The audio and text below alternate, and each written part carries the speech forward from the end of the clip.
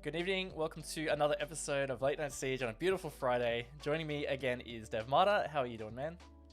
Very good, yeah. Raven, really keen to dig into this one. I think having Sugar Fright is going to make it a lot of fun. And yeah, keen to be back. I was going to grab a ton of lollies and like do some kind of challenge where I would eat them if I died or eat them if I got a kill or something. But yeah, no, I don't want to get a sugar high. So I just decided to lay off and stick to my well and truly established tea. Yeah, good plan. Look, maybe we could just be part of like the hydration nation, you know? We'll just drink some water every time we get a kill or win a round or not a round, but I don't know. We'll figure something out. I can do that. Yeah, keen. Awesome. Yeah. Well, look, yeah, it's just you and I tonight, guys. There's not going to be a guest with us. We are going to be duoing through Sugar Fright. And if you haven't been able to check out Sugar Fright yet, of course, it is the Halloween event that is running in Rainbow Six Siege at the moment, where it's kind of like the classic team deathmatch style game, right, Dev? Yeah, no, as soon as I heard that the Halloween mode was going to be respawns, that's the big thing here, right? Like Rainbow Six has never ever had respawns before. The closest thing I guess you could say that we got was that Mute Protocol event, where if your drone died, you would get to like respawn back at the top, but that wasn't even quite the same. But here, like, well and truly, you get shot, you die in a round, you come straight back, and it is just non-stop. It's so good. I'm really excited for it. Really good for like practicing your aim, which is another thing we're going to talk about tonight. Yeah. And it's a ton of fun. I've grinded way too much of it, and yeah, really enjoyed it. Yeah, look, it is really fun. And of course, the other dynamic with Sugar Fright is that it's not about just getting the kills. It's also about securing the candy that your opponents drop, or saving your own candy or muffin. Of course, there is Team Muffin. I thought it was a pie. I was going to say, if you're Dev Marty, you think it's pie, but it's definitely muffin. So that is like the actual scoring aspect of the game. And regardless of that, it is capped to 10 minutes per match. So they are nice, and I feel like they're quite quick matches. And the other reason we're going to be talking about aim is because some people have compared this to be a good little aim trainer or warm-up. Yeah, and that was why I was like, well, why don't we spend some time just giving it some tips on how to aim better, how to win more gunfights, because that's the name of the game in Sugar Fright. Like, almost every single time you die, it is because you have taken a gunfight and you have lost it. And that's quite different to Siege as we know it regularly, which, yes, it does have a lot of gunfights, but the maximum number of gunfights you're going to get to in a round is 5. Yeah. And more often than not, you're going to be shooting someone through a floor or grenading them or some other kind of use of utility, like we know and love Rainbow Six for. So this is very different, and it like really condenses that down. Like, instead of one gunfight every like 5 or 10 minutes, as you would find maybe in Siege, you get like one gunfight every 5 or 10 seconds in Sugar Fright. So it's just like such good practice. It's just like pure repetition. Yeah, 100%. So look, before we dive in, of course, thanks to HyperX for sponsoring the episode. Dev and I are both wearing the headsets that are available for the giveaway, and we are giving away 2 this evening. So I am going to try remember to roll for a winner around the middle of the episode, and then we will roll also at the end of the episode. So you will have 2 chances tonight. Make sure you are involved in the chat. The command is there, ! giveaway. Also, you can check out the store page for HyperX as well for more info on the headset. Yeah, I actually have the box here, but I'm trying to reassemble it. I'm all about showing the box on stream, Raven. You know me. Yeah. People want to know what the unboxing experience is going to be like, but honestly, I can't figure out the rebox. Oh, there we go. We got it. the reboxing experience. There you go. HyperX Cloud Stinger Core Wireless. As you can see, no wireless. It's great. I can run away and I can still hear Raven because I never want to miss his voice for even a second. That's so beautiful. Thank you. Yeah, look, it's great having wireless headsets. I'm totally converted to the wireless headset gang because I used to have wires all over the place, and now it's just nice to be able to just move around freely, get up. Yeah. If Dev starts to really annoy me, I can just run away. Can't escape the voice, but I can definitely run away. You can't escape my voice, though. You just escape my face. And why would you want to do that? Yeah. Yeah. No, so I'm keen for that. We got the giveaway, so make sure you guys stick around for that. Like Raven was saying, we'll draw it at the end. So just make sure you stick around and chat and enjoy some Sugar Fright and get a chance to win a headset at the end as well. Yep. Beautiful. All right. Well, I think let's dive into it, Dev. Cool. Talk about aim practice or aim training. I'm just going to quickly change my screens around. What were you thinking of jumping into first, by the way? I feel like we could do maybe even like a training grounds together, Raven, and then we can not only can we like show some stuff actually versus people or the bots, but it means that also if we want to like say see my POV, I can kill you and then you can watch my POV and we can show that to the stream as well. I'm sure that's what you want to do as well, so let's yeah, it's definitely on my agenda. Now guys as well, I know see a couple of you in chat already. Lovely. Hello everyone. Hello everyone on YouTube chat and Twitch chat. If you got any questions for us about Sugar Fry, if you don't quite understand the game mode, you want us to explain it, or any of our tips, feel free to chuck them in chat as well. We'll try and get to them. We do have a dedicated Q&A section at the end while we'll be playing the Sugar Fry game mode. Raven, don't queue for training grounds. Put us in a squad. I just saw I saw online co-op or whatever. I'm like, yeah, that's what I want. We're gonna get queue sniped, guys. Queue training grounds right now if you want to play with us. Oh my gosh. No, we're gonna do a private lobby. Yeah, so like I was saying, if you've got questions, stick around at the end as well. If we miss your question, ask it again, and we'll make sure to get around to it. Yep, that's it. And feel free to hold back. Not hold back. Oh my gosh, what am I saying? Don't hold back. Feel free to ask whatever you want to ask, because we're gonna try and answer as much as we can. Grab Ash off or C. Let's do it. We're gonna use the Sugar Fright weaponry. Yes, good point. There are 3 weapons available in Sugar Fright, and they're all very good assault rifles. Yep, they are all probably 3 arguably of the most powerful or most popular weapons. Yep. On attack. So let's talk aim practice. So yeah, like we've been saying, Sugar Fry is all about gunfights. It's just condensed. It's ripped out basically everything else in the game and just puts that at the forefront. So we're going to talk about how to aim better. I haven't even made a dot point list here, Raven, but I feel like I could make a dot point list like 5 pages long, and I know you could do the same. Well, let's just go random, one tip after one tip. What do you want to talk about first? What's the first thing that comes to mind? So the first thing I would say is people probably question the consistency of their aim. I hear a lot of people say like, my aim is never consistent. And so I just want to quickly say with that it comes down to actually warming up. And I know that sounds like it's a little hardcore, and some people might say they just want to casually play the game. It doesn't even have to be long. It's just more so do 1 or 2 training grounds to casually warm up your aim, and that will actually help get your brain ready for actually playing the game. Because what happens is if you just jump straight on and start running around and try to do things, your brain is still in the wavelength of your day's tasks or whatever tasks you've already been doing, and that does create some inconsistency because it's just not ready to actually play the game. So just warming up in general is a hugely positive tool for the consistency of your aim. I love that. And someone in chat said glacier skin increase your gun by 200%. So you're gonna flex that on me. I don't have any glaciers, but don't worry, guys. I'll get Raven back. I'll make sure to top frag when we play later. I'm sure you will. Glacier won't save him there. So I think you touched on warming up. I think something that's kind of closely linked into that and is a massive rabbit hole I won't go into too much, but of course your mouse sensitivity. Most FPS veterans will know about this, but I know a lot of people, especially when they convert, don't necessarily know as much about sensitivity. Oh, we're getting attacked. I got him. All right, now that we've dealt with the interruptions, I reckon let's just Raven, mate. All right, let's do some quick TLDRs about sensitivity. So firstly, let's show you where it is in the menus. Rev Dogger, can you show that, please? I'll protect you.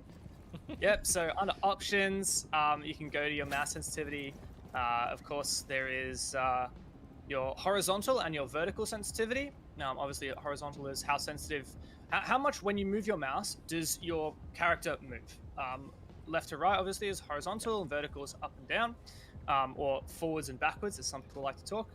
And then there's also the mouse ADS sensitivity button, which you can click on and goes to that more detailed menu, and this changes how your mouse the sensitivity is changed while you're aiming down your sight.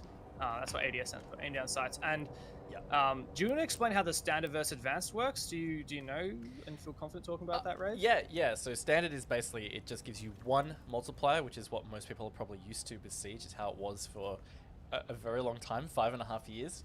But the advanced, which is quite a new feature, it allows you to customize for each magnification or scope level that is in the game. So 1 times is like your base, your default, like reflex, holograph, even eyesight, so that's 1 times. 1.5 is the 1.5 scope, and I'm not going to go through all of them because there are actually quite a few, but you're able to customize and tailor your magnification sensitivity depending on the kind of scopes that you use. Now, if you're an advanced player, you might want to dive in and get that detailed so that it is very consistent across the board. I personally, I've just left it at standard. I just got removed from the game for not moving too long. Debated. This is my training Totally grounds debated. now. I didn't even know that was a thing. I didn't know you could get kicked out of Me either. like, Me private either. training grounds, but there you go. Did you have anything more to finish there? No, I was literally just going to say, I keep it at standard because personally, I run 1 times on almost everything, maybe 1.5, and so I don't feel the need to break it down that much. Yeah. And I'm the opposite. I have the most messed up. Like, I use advanced, and mine is all like 100. It's in like the hundreds because I just went with basically what it converted to from the old mouse sensitivity system, and my old mouse ADS modifier was 100, which just meant that everything, including your ACOGs, was much faster. And that means I can have a very low sensitivity overall, but still have a high enough one to actually be able to switch targets in close range with the magnified scope. And once we get back in, so like I was saying, I don't want to go too deep into mouse sense, but I'm not with you. What? You should be now. I'm in now. I am now. It took me a long time to finally get in.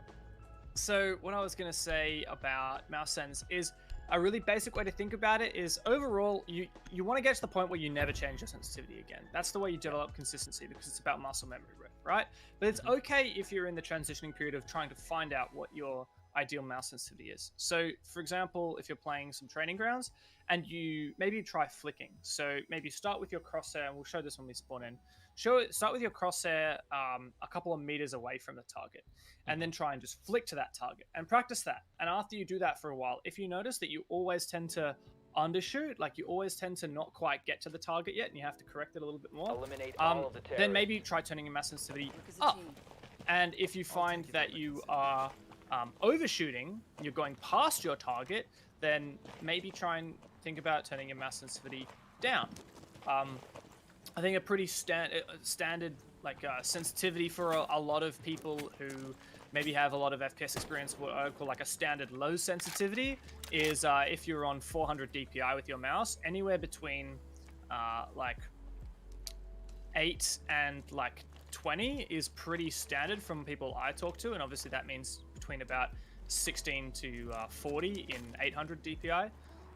So that's what I recommend for like ARM aimers, and I'm in that range. I'm at 12, and yeah, so hopefully that helps. You would need a big mouse pad though if you're going for a low sensitivity. Like a 40 centimeter is what I'd recommend. And yeah, if you're high sensitivity, then I don't feel qualified to comment. Yeah, look, I used to be a high sensitivity player way back in the day, but as you fine tune your aim, you feel more comfortable to lower it, and eventually you find the sweet spot. Now, to demonstrate what Dev was talking about before in terms of flicking, we can use this light post as an example. You can decide at what degree you want to flick, but basically it's like from going at a neutral position, flicking across to the object that you're talking about flicking to.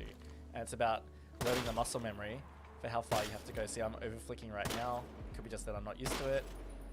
And eventually you get used to doing it. What you should do actually is, I'm teaching you a bad habit right now, is that you should practice doing it at one speed, getting there until you stop, and then just going back and resetting. And eventually you start to feel exactly where your wrist goes, and it starts to become much more consistent. There you go. I think that's a great tip. You know, start with something easier, and this is the same technique in like music, for example. If you're learning an instrument, you know, play a scale slowly and then learn how to build up speed. It's the same with basically any skill in life, right? Especially when it comes to mechanical skill. Start at a slow speed and make it achievable, and then slowly work up that speed. Rather than starting really fast and making a lot of errors and trying to correct those errors, start slow, make sure you absolutely nail it, and then, once you nail a good shot, say good night in chat, which is what someone in their Twitch chat said. So there you go, great tips. Yep. So that's really good practice. And actually, if you want to go back to the warm-up thing that I was talking about earlier, this is how I used to warm up when I was playing in competitive and I was being a lot more serious about things. I would do 20-30 minutes warm-up, and a lot of the start of that was just about warming up this whole flicking motion, and I would do both sides, and then I would also practice doing it while moving. So you would try and get to the maybe, I don't know, 45 degrees to the target, and then you would practice flicking and then like tracing around, and then you do the same the other side. And then this practices the next point that we can talk about, and that's your crosshair placement.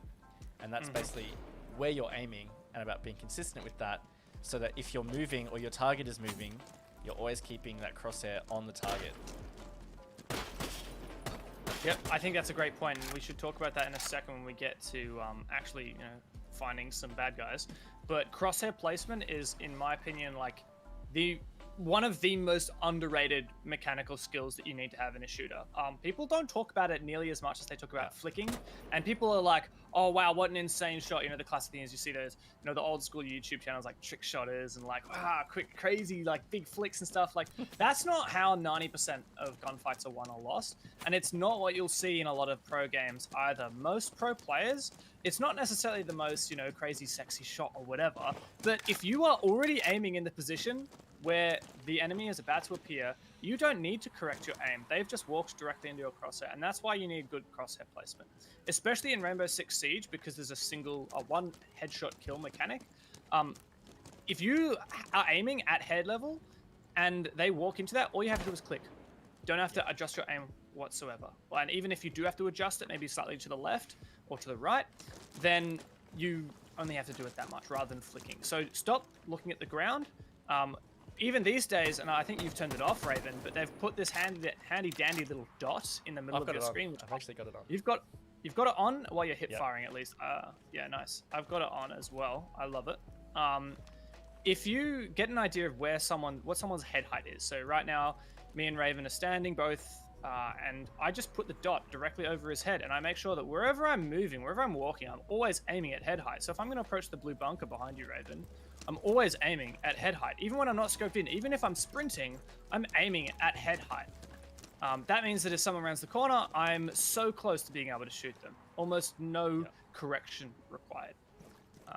So that's called crosshair placement, and I would highly recommend it. It's super important. Another thing you can do is, if you know there's a door around the corner, as you peek, make sure that you're already aiming at the door where a person might be, and then slowly cut the angle across. And that means that it's going to be much easier then to, you're already going to be aiming at where the person could potentially be. We talked about standing crosshair placement, but also remember a lot of people will crouch in Rainbow Six, so you might consider also aiming at crouch level. I would really recommend either aim at head level or aim at crouch level. You could sometimes aim at prone level, but I would only do that if you know someone is prone. What I was going to say with that is I think a good area to aim or to pre-aim with your crosshair placement isn't necessarily always exactly standing head height, but also not exactly crouch height. I always say aim like at the top of their sternum. So if you face me, Dev, it's like about here. So if I'm about to get pushed from behind. There you go. I gotcha. If I was to aim at your chest and I finally see a player, it's just a short movement up to the head. But if you were to crouch, it's also just a short movement down. So it's like the even just between the two. And that way it's not you trying to flick down or flick up. Changing max. You're just in this happy medium in the middle. And I've found a lot of comfort with that, because it means that it's only a micro adjustment, and it feels like it's not much of an effort to actually fix it. I think that's a great point, and this is actually what you see in a lot of pro games. Professionals will typically play that way. So yeah, I would recommend that. If that's a bit too complicated to start with, just start with aiming always at head height or always at crouch height. One thing to keep in mind here is the way that the angles work. Let's just clean out these bad guys. The way that the angles work, if you yourself are standing at head height and you aim at head height, it doesn't matter how far away they are. You will always have your crosshair over your head. Because, Raven, if you're standing right up close to me, that's a bad guy. If you're standing right up close to me and aiming at head height, you're going to hit my head. Doesn't matter how far I move away, you will always be aiming at the right height because we are on the same plane and you are aiming horizontally. Now, that's quite different. If you're aiming at crouch height right now, let's say I'm going to crouch here. You aim at my crouch height. And now if I move back, you're no longer aiming at my crouch height. Now you're aiming at my feet. So if you are standing, aiming at standing height means that it doesn't matter how far away you are, you'll always be aiming at the correct height. If you're crouching and you aim at crouch height, you will always be aiming correctly for crouch height. If you crouch now and I stand up and you aim at head height, obviously you're not going to be aiming at head height when I'm back here, are you? Nope. So typically, it's good to, if you're crouching, aim at crouch height. If you're standing, aim at standing height, because it means that no matter how far away they are, you always have correct crosshair placement. This is true. So crosshair placement, yeah, it's very valuable, and that will save you valuable reaction time, which is obviously a big thing that this game is about. If you are aiming down here and you see a guy come through the doorway, you've got to try and actually flick up and then start shooting. So that's just not really viable in a game that requires you to be precise, especially when you start getting into like the higher skill levels. Things like reaction time are going to be your best friend. So Shut up. I missed him. it's okay, it happens. So the other thing I was going to say that we can start talking about, I guess, is sights. Did you have anything else that you want to talk about with like raw aim, Dev, before we move on to sights? Nah, I had some stuff to do with like mechanics of movement, but we can do that after sights. Yep. Reloading. So you'll see I run reflex. What are you running on the AK? Hollow. You're running hollow. I saw a question earlier as well. Someone asked, what's the best optic for somebody that wants to play aggressive? I mean, I would personally almost always recommend 1x. So my reasoning behind that is, at least on most maps, there's not many instances where you're going to be wanting to take a zoom-in scope. And if you're trying to be aggressive, you're going to push through doorways, you're going to be pre-aiming multiple angles and constantly moving around. And if you've got a higher magnification scope, well, it takes longer to scope in, you see less of your surroundings. Personally, I just find it makes me tunnel vision, so 1x is the go. And I generally play 1x to everything, and that's not even because I'm an aggressive player. I just find it really comfortable to be constantly just seeing a similar perspective. If you have to scope in and zoom in, your perspective is constantly changing, so you have to readjust to what you see. Personally, I just find 1x a lot easier. On top of that, speaking of consistency we were talking about earlier, oh my god, there are so many terrorists in Small Tower. I'm gonna die. I'm coming, bro. I survived. Oh my god, there's a C4 right in front of me. The other thing I was gonna say in terms of consistency, I'm down. One save you, buddy. Oh, nice. That was Thank you. Is If you are bringing ACOGs on some operators or 1.5s on some, and then reflexes on other, you're not breeding consistency there. You're actually creating a whole bunch of different muscle memories, and that's where you need to use the advanced ADS sensitivity system for it to feel the same. So it does get a little bit complicated if you're constantly switching scopes. So I personally just prefer the consistency of running basically the same thing on everything. Yep. I think that's definitely valid. At the same time, I would urge you guys to it's not, you don't have to do that. That's one. No, you don't have to do that. I think especially for maybe newer players or more passive players, like if you're not necessarily sprinting into a room and trying to take really close fights, if you're going to try and hold an angle on a doorway for a long time, or you're slowly going to peek up, the ACOG, or at the moment we've actually gotten past the days of just having an ACOG, we now have many different magnified sights, so anything from a 1.5, 2x, 2.5x, and even the 3x and then above for Glaz and Carly. I would recommend those for if you want something that, if you want to play maybe a bit more passive and you want to take longer range fights, especially if you find that you're dying a lot to people really far away. But yeah, typically I would choose the sight based on the distance that you think you're going to be playing at. So for example, let's say if you're playing a thermite, you might choose to have a long range sight, like a 2x. But if you're playing Zofia and you're sprinting in a lot, you might decide to have that hollow or something, a one-time sight. That's right. And look, as I said, I've basically got reflex on everything, so you'll pretty much almost always see me with a reflex. Sometimes I do play different sites, but I just... Another thing I like to do personally, I wasn't sure if it was, sorry. That's okay. And you're picking the perfect operator to explain this. There are a couple operators on attack that have secondary SMGs that are really powerful. So the best examples for me, best example is probably Sledge, which is what Raven's playing right now. That SMG-11, I personally like it. You know, some people struggle with the secondary SMGs. They can have smaller mag sizes or high recoil, like the Bearing 9, for example. Not a lot of people like the recoil on that. But what I personally do is I'll have the one-time sight, like your hollow or reflex, on the SMG-11 in Sledge's case, and then on the L85 I'll have a 2x scope or a 2.5x scope. That way I can choose, do I want to take a fight with someone a long way away, in which case I can use the advantage of a magnified scope, or do I want to get close and personal, in which case I can just switch to my secondary and it's just as good as my primary in terms of fighting people, but it has that one-time scope. So that's my preference personally with those operators where you can do that. Yeah, that's a good point too. You definitely could do that. Again, I don't know, I guess I prefer the consistency, but also I just never find that I'm in situations where I was like, just wish that I had a higher multiplication, but that is a personal thing, and that's an important thing to note here, is it is about your personal preference. You find what's comfortable for you. I think that's the most important thing, is you're not trying to force something because a pro player told you to, or we told you to. You actually should experiment, find what's comfortable, and once you find something that's comfortable, that's what you stick with, because then you'll start to find that your aim will be more consistent and that it will actually improve. Definitely. Do you want to move on? I feel like we should cut some angles, you know, peek into some rims, just do peeking in general. Yeah.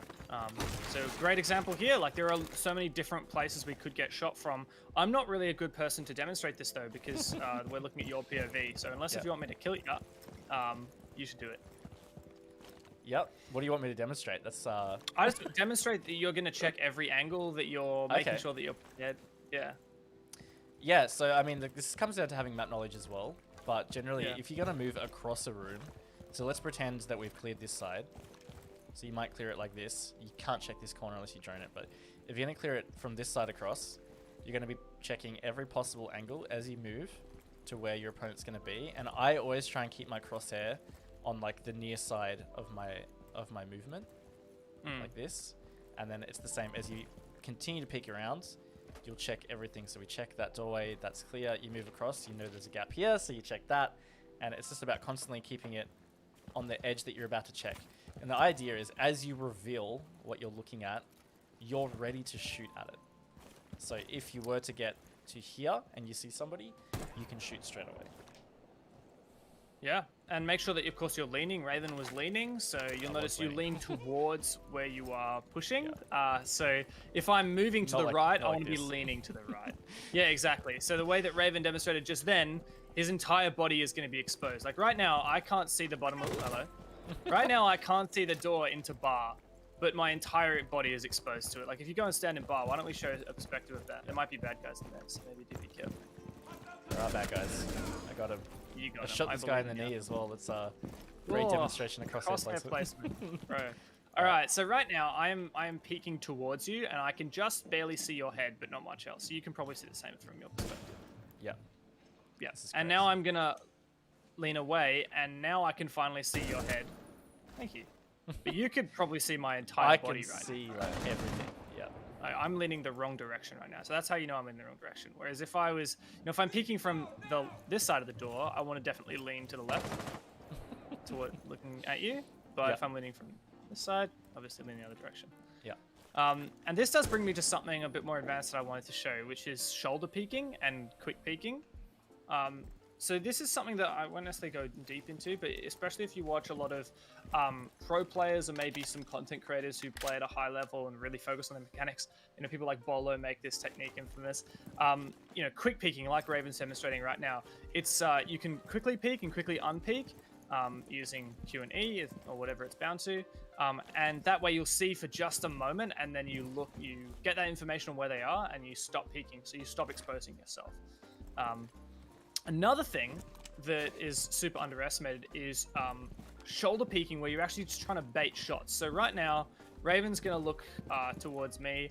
And my goal here, I don't know if there's anyone in this room. I'm just going to try and get them to shoot at me, but miss me, so that I can get information on where they are, because I'll see the bullet trails and I hear the noise. So right now, I'm not actually trying to peek, but can you see me at all? Just like your elbow, not a whole lot of you. I don't know if that's a great example. I might try. Might try over here. So now if I do like a quick peek here, yeah, you might just see like another technique that I saw a Cloud9 player, so a professional player from Korea, do is he would do this. He would actually just go around the corner and knife, because it exposes a tiny bit of his body, but he's basically not going to die to that. That way, it's hard with the outlines because you know where I am. Yeah. But if you maybe didn't have outlines, it'd be easy to see. If you just expose a tiny bit of yourself for a second, you try and get them to peek, and then, for example, if Raven, you go now, hide behind cover, I'm going to shoot at you, and you're going to demonstrate how easy it is to see where I'm coming from if I shoot a little bit. So, if you don't know where I could be in this room, you start to see some bullets go like that, you suddenly see those trails, and you know exactly where I'm going to be, and you can peek. Yeah. Yeah.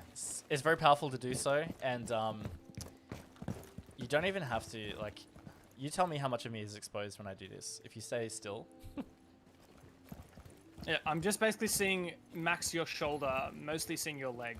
Yeah. But, yeah.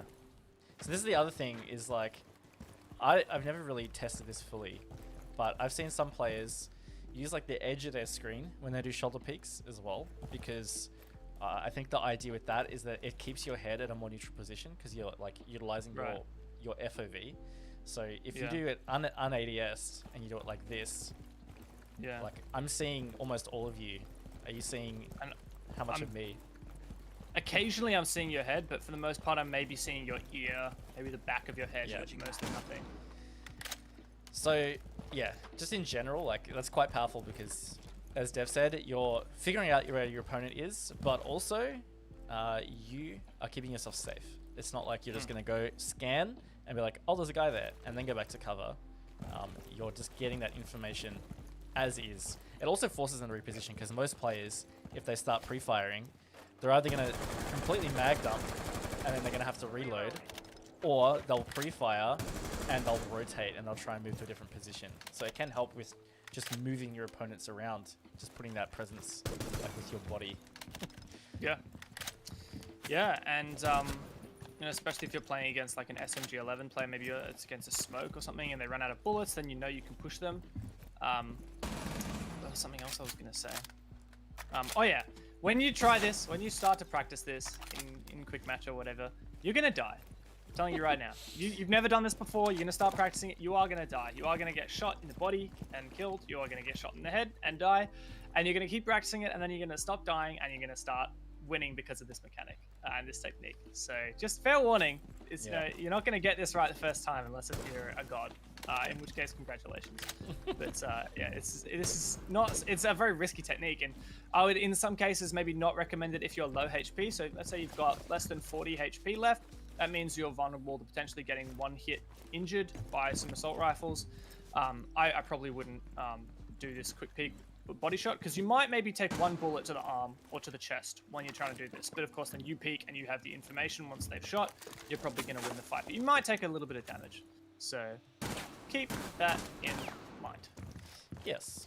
I did see a question about pixel peaks, so that might be a good transition into pixel peaks.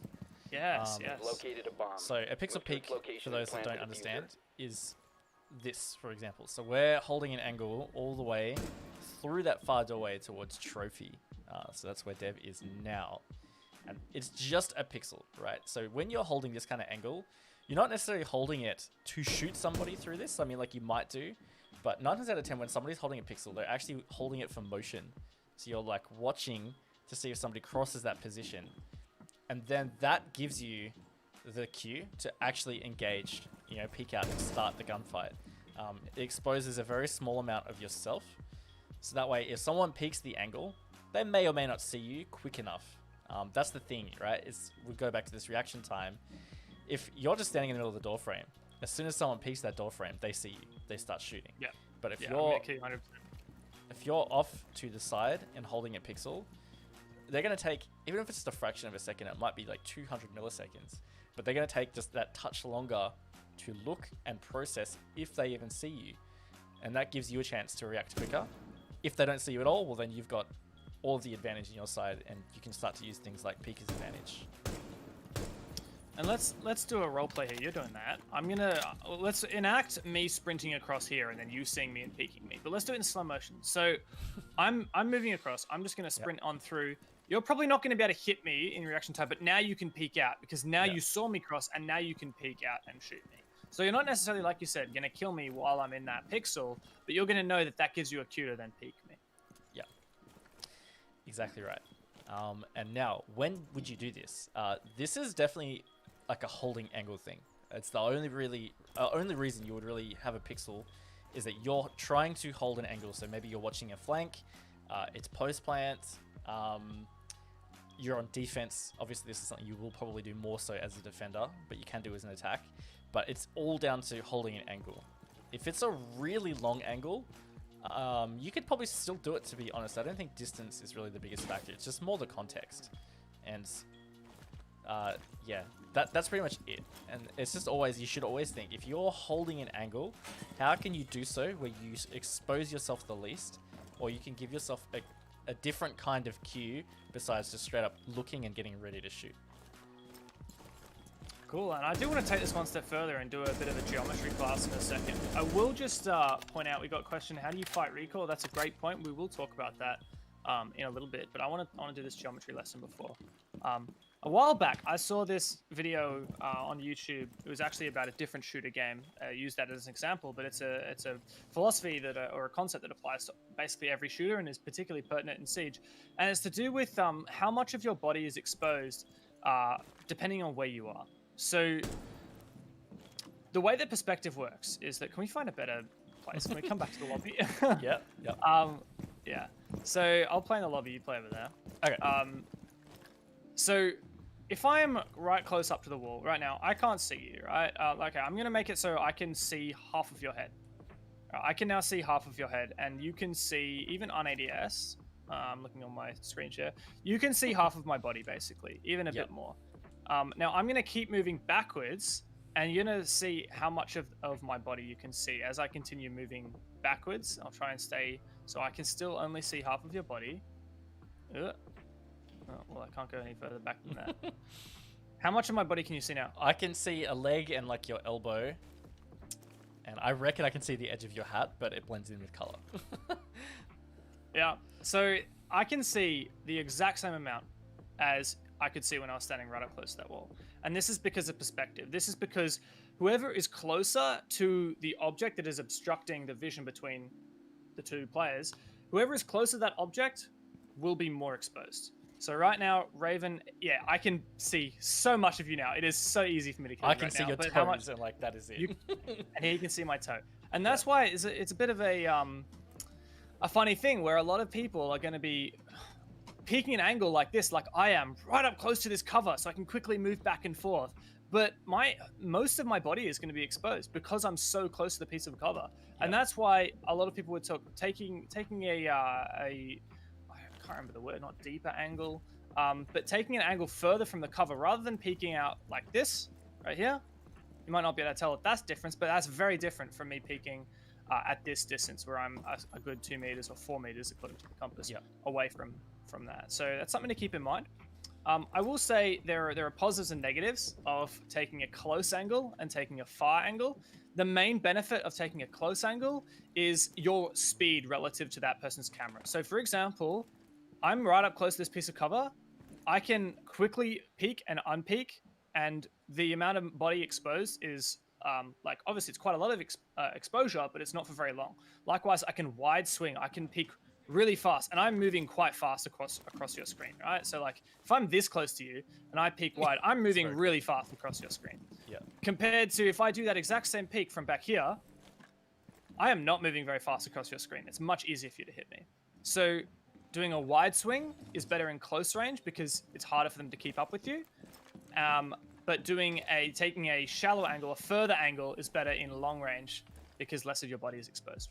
Yeah. That's right. And it just comes down to... it's hard to think about a lot of this stuff on the fly. It just comes down to context, also learning the map, and just learning... It's kind of like a game sense thing.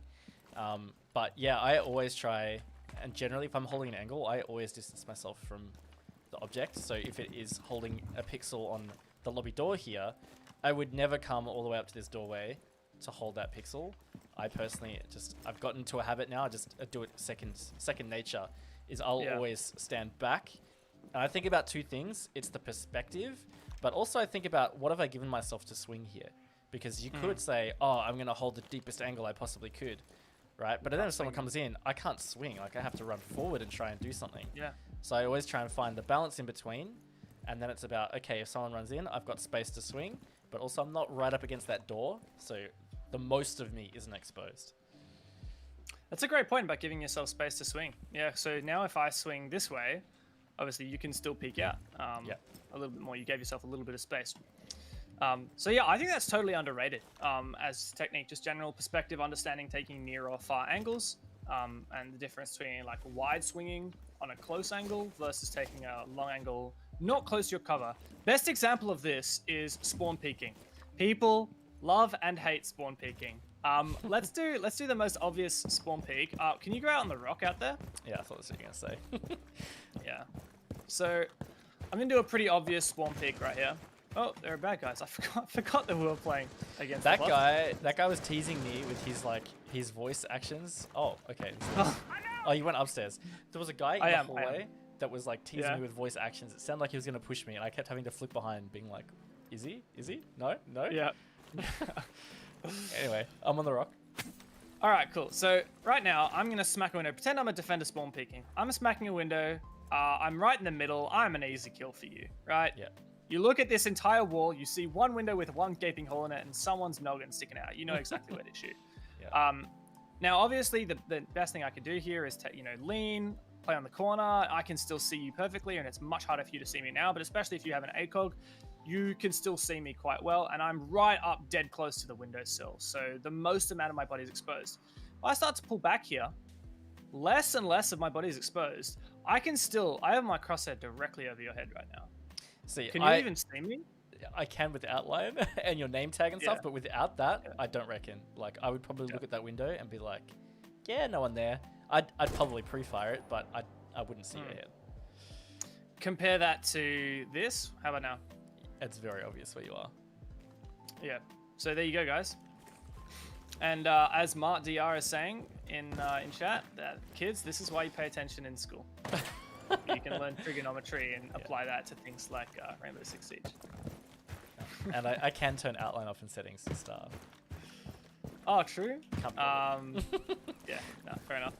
So there you go. That is my trigonometry lesson. Great job. We're gonna do recoil next. I feel like recoil, and then maybe we jump into some gameplay. Is there much more? No, I think that's probably the majority of aiming. Recoil is about learning the patterns of each gun. In general though, recoil, if you don't move your mouse when you shoot, your gun is going to naturally go in a pattern vertically. That's what recoil is. It's to do with the kickback of the gun. It pulls the gun up. It's how... let's get scientific here. Is it Newton's third law about equal reactions or whatever? One of them, yeah. I can't remember which one. But basically, because the gun is creating a micro explosion inside, and that's putting a lot of force out, that force has to go somewhere, and so guns, basically that means it's recoil, right? It goes up. So to counteract that, this is where you have to be big and strong, is you pull the gun down. So you will pull down in a video game on your mouse, and you fight against that recoil. And this comes down to your sensitivity as well, how much you will have to move your mouse. If you have a very low sensitivity, you'll be dragging down on that mouse pad, and this is where it's important you have a big mouse pad, because you've got to keep the gun under control. If you have low sensitivity, you'll barely have to move your mouse. And this is where it's also important with your sensitivity. You have a high sensitivity. Yeah, that's what I meant. If you have a high sensitivity, this is where it's really critical, because you might decide that your sensitivity is too high to control recoil, because what you end up doing is pulling down too much, and you start to shoot the ground. And then you're like, oh no, I need to shoot up. And then you do this like up-down motion. So you do have to be careful that if your high sensitivity is pretty touchy. You want to demonstrate that? I want to see you go on like a really low sense and try and control the recoil, and then go on a really high sense and try and control the recoil. Like, just go ridiculous. All right. So what do you go like 1 sense? Oh, that's not even gonna be that bad for you. Do you mean I can do my ADS sensitivity on like 1? Put your ADS back again. Put it back again. So what was it at? 79 or something? 70. All right. So go Go yeah, just put from 7 to 1. So for you, that actually won't be, well, I guess it'll be 1/7. So like 7 times. Oh my god, it's very like one. Yeah, there you go. So now try and control recoil and like give us an idea of how many centimeters you are having to pull down to. So I'm out of mouse pad by the end of my Yeah, I clip. can see your arm moving. Yeah. Let me try that again. So I'm gonna go. Okay, I'll make the most vertical amount of space possible for me on my mouse pad. All right. I ran out of ammo. Oh my gosh. Oh, it's just impossible. SMG 11. Yeah. No, I'd have to practice way too much. But yeah, it's not easy. It's not easy. Oh So my God. that's an example of how it's in general harder to control recoil on lower sensitivities. But we already talked about the benefits of low sensitivities and how it means that you can be more accurate and consistent. Now let's try just go 100. Go 100, my dude. I will need more ammo. Pump those So numbers. you may have to kill me. Oh, We dropped it. easy. I'm gonna go 100. I'll do it. Easiest. As soon as I get permission, there's no holding back. So to give you an idea, this is my normal sensitivity right now. I run 12 in-game sensitivity. I can control, I mean, I'm not even really trying there, but I can control recoil pretty well with my sensitivity, despite it being kind of low. If I go up and boost this to 100, and I apologize if anyone feels motion sickness. Oh my God. Oh, it looks so jittery. I'm moving millimeters. This is one side of my mouse pad to the other. Oh my God, dude. What are you doing to us? Sorry. All right, so now we're gonna try and do a demonstration. I can't control it because it's too high, but I'm gonna go something a bit less ridiculous. All right, we're going 50, so this is still multiple times more sensitive than, and I'm barely having to move my mouse whatsoever, and it's really easy to pull down. Like it's actually quite hard because I'm trying to do it with my fingertips. So in general, higher sensitivity makes it easier to control recoil because you have to physically move less, whereas lower sensitivity makes it much more challenging. Yeah, but look, that has its downsides as well. I mean, like, it's like everything has pros and cons. If your sensitivity is a high sensitivity, it means that you have less control over finer movement. So if you're talking about those pixel angles and you're talking about holding them at a bigger distance, it can just be a little harder to be precise with that. Whereas if you've got the low sensitivity, that's where it feels precise. So me personally, when I have set my sensitivity, this is going to be a little hard to explain, but the way I always picture my sensitivity is when I'm moving my mouse from left to right, it feels like it is exactly 1-to-1 with what I am looking at on the screen. I don't know if that makes sense for people, but the idea is that I just know that if I move my mouse, let's say 5 centimeters to the right, that moves the perspective of my player a certain distance to the right. And so it feels to me like it's just attached. That might be just down to a lot of practice, but that's also how I found it. Because for example, if you move it 3 centimeters and that yeets your perspective like 45 degrees to the right or 90 degrees to the right, that just doesn't feel natural to me.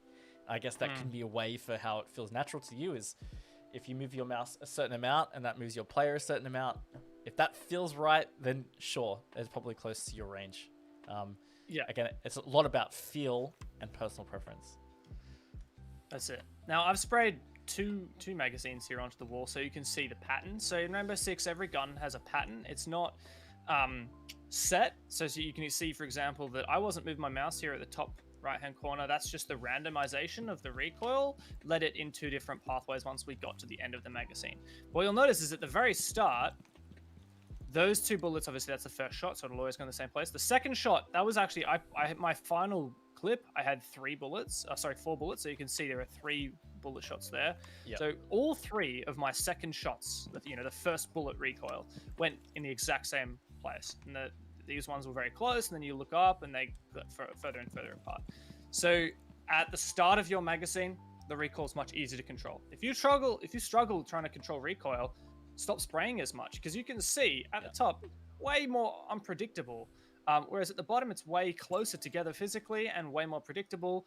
Just spray 5 bullets maybe at a time. I wouldn't recommend changing your fire mode to burst. I would just change how long you're holding down on your mouse. And there you go. I think that's kind of sums up recoil. That last point in particular is really key if you're taking long distance gunfights, because the controlling recoil is exacerbated by trying to shoot at a very long distance, because obviously you've got a smaller target that you're trying to maintain your recoil at. So if you are shooting at somebody in a big distance, I definitely say refrain from spraying. It's more about tap bursts, tap fire, whatever's comfortable. But you never want to just mag dump at a distance in particular, because it's a lot harder to control the recoil. Of course you can, you should practice it, but it's a lot harder. So we're gonna watch Deb try and fend off these players. Question on muzzle attachments. Look, that's also a bit of a personal preference. Personally, I put almost muzzle brake on everything. If you read, actually, when we get out of this, I'll show you. We'll look at a recoil pattern graph and kind of explain that a little more. There's about to die, maybe? No? Oi! What do you mean? 75 HP. This is all one taps and knives, baby. You were getting pinched, and I just thought these guys had you, but apparently not. I know how to get out of the pickle.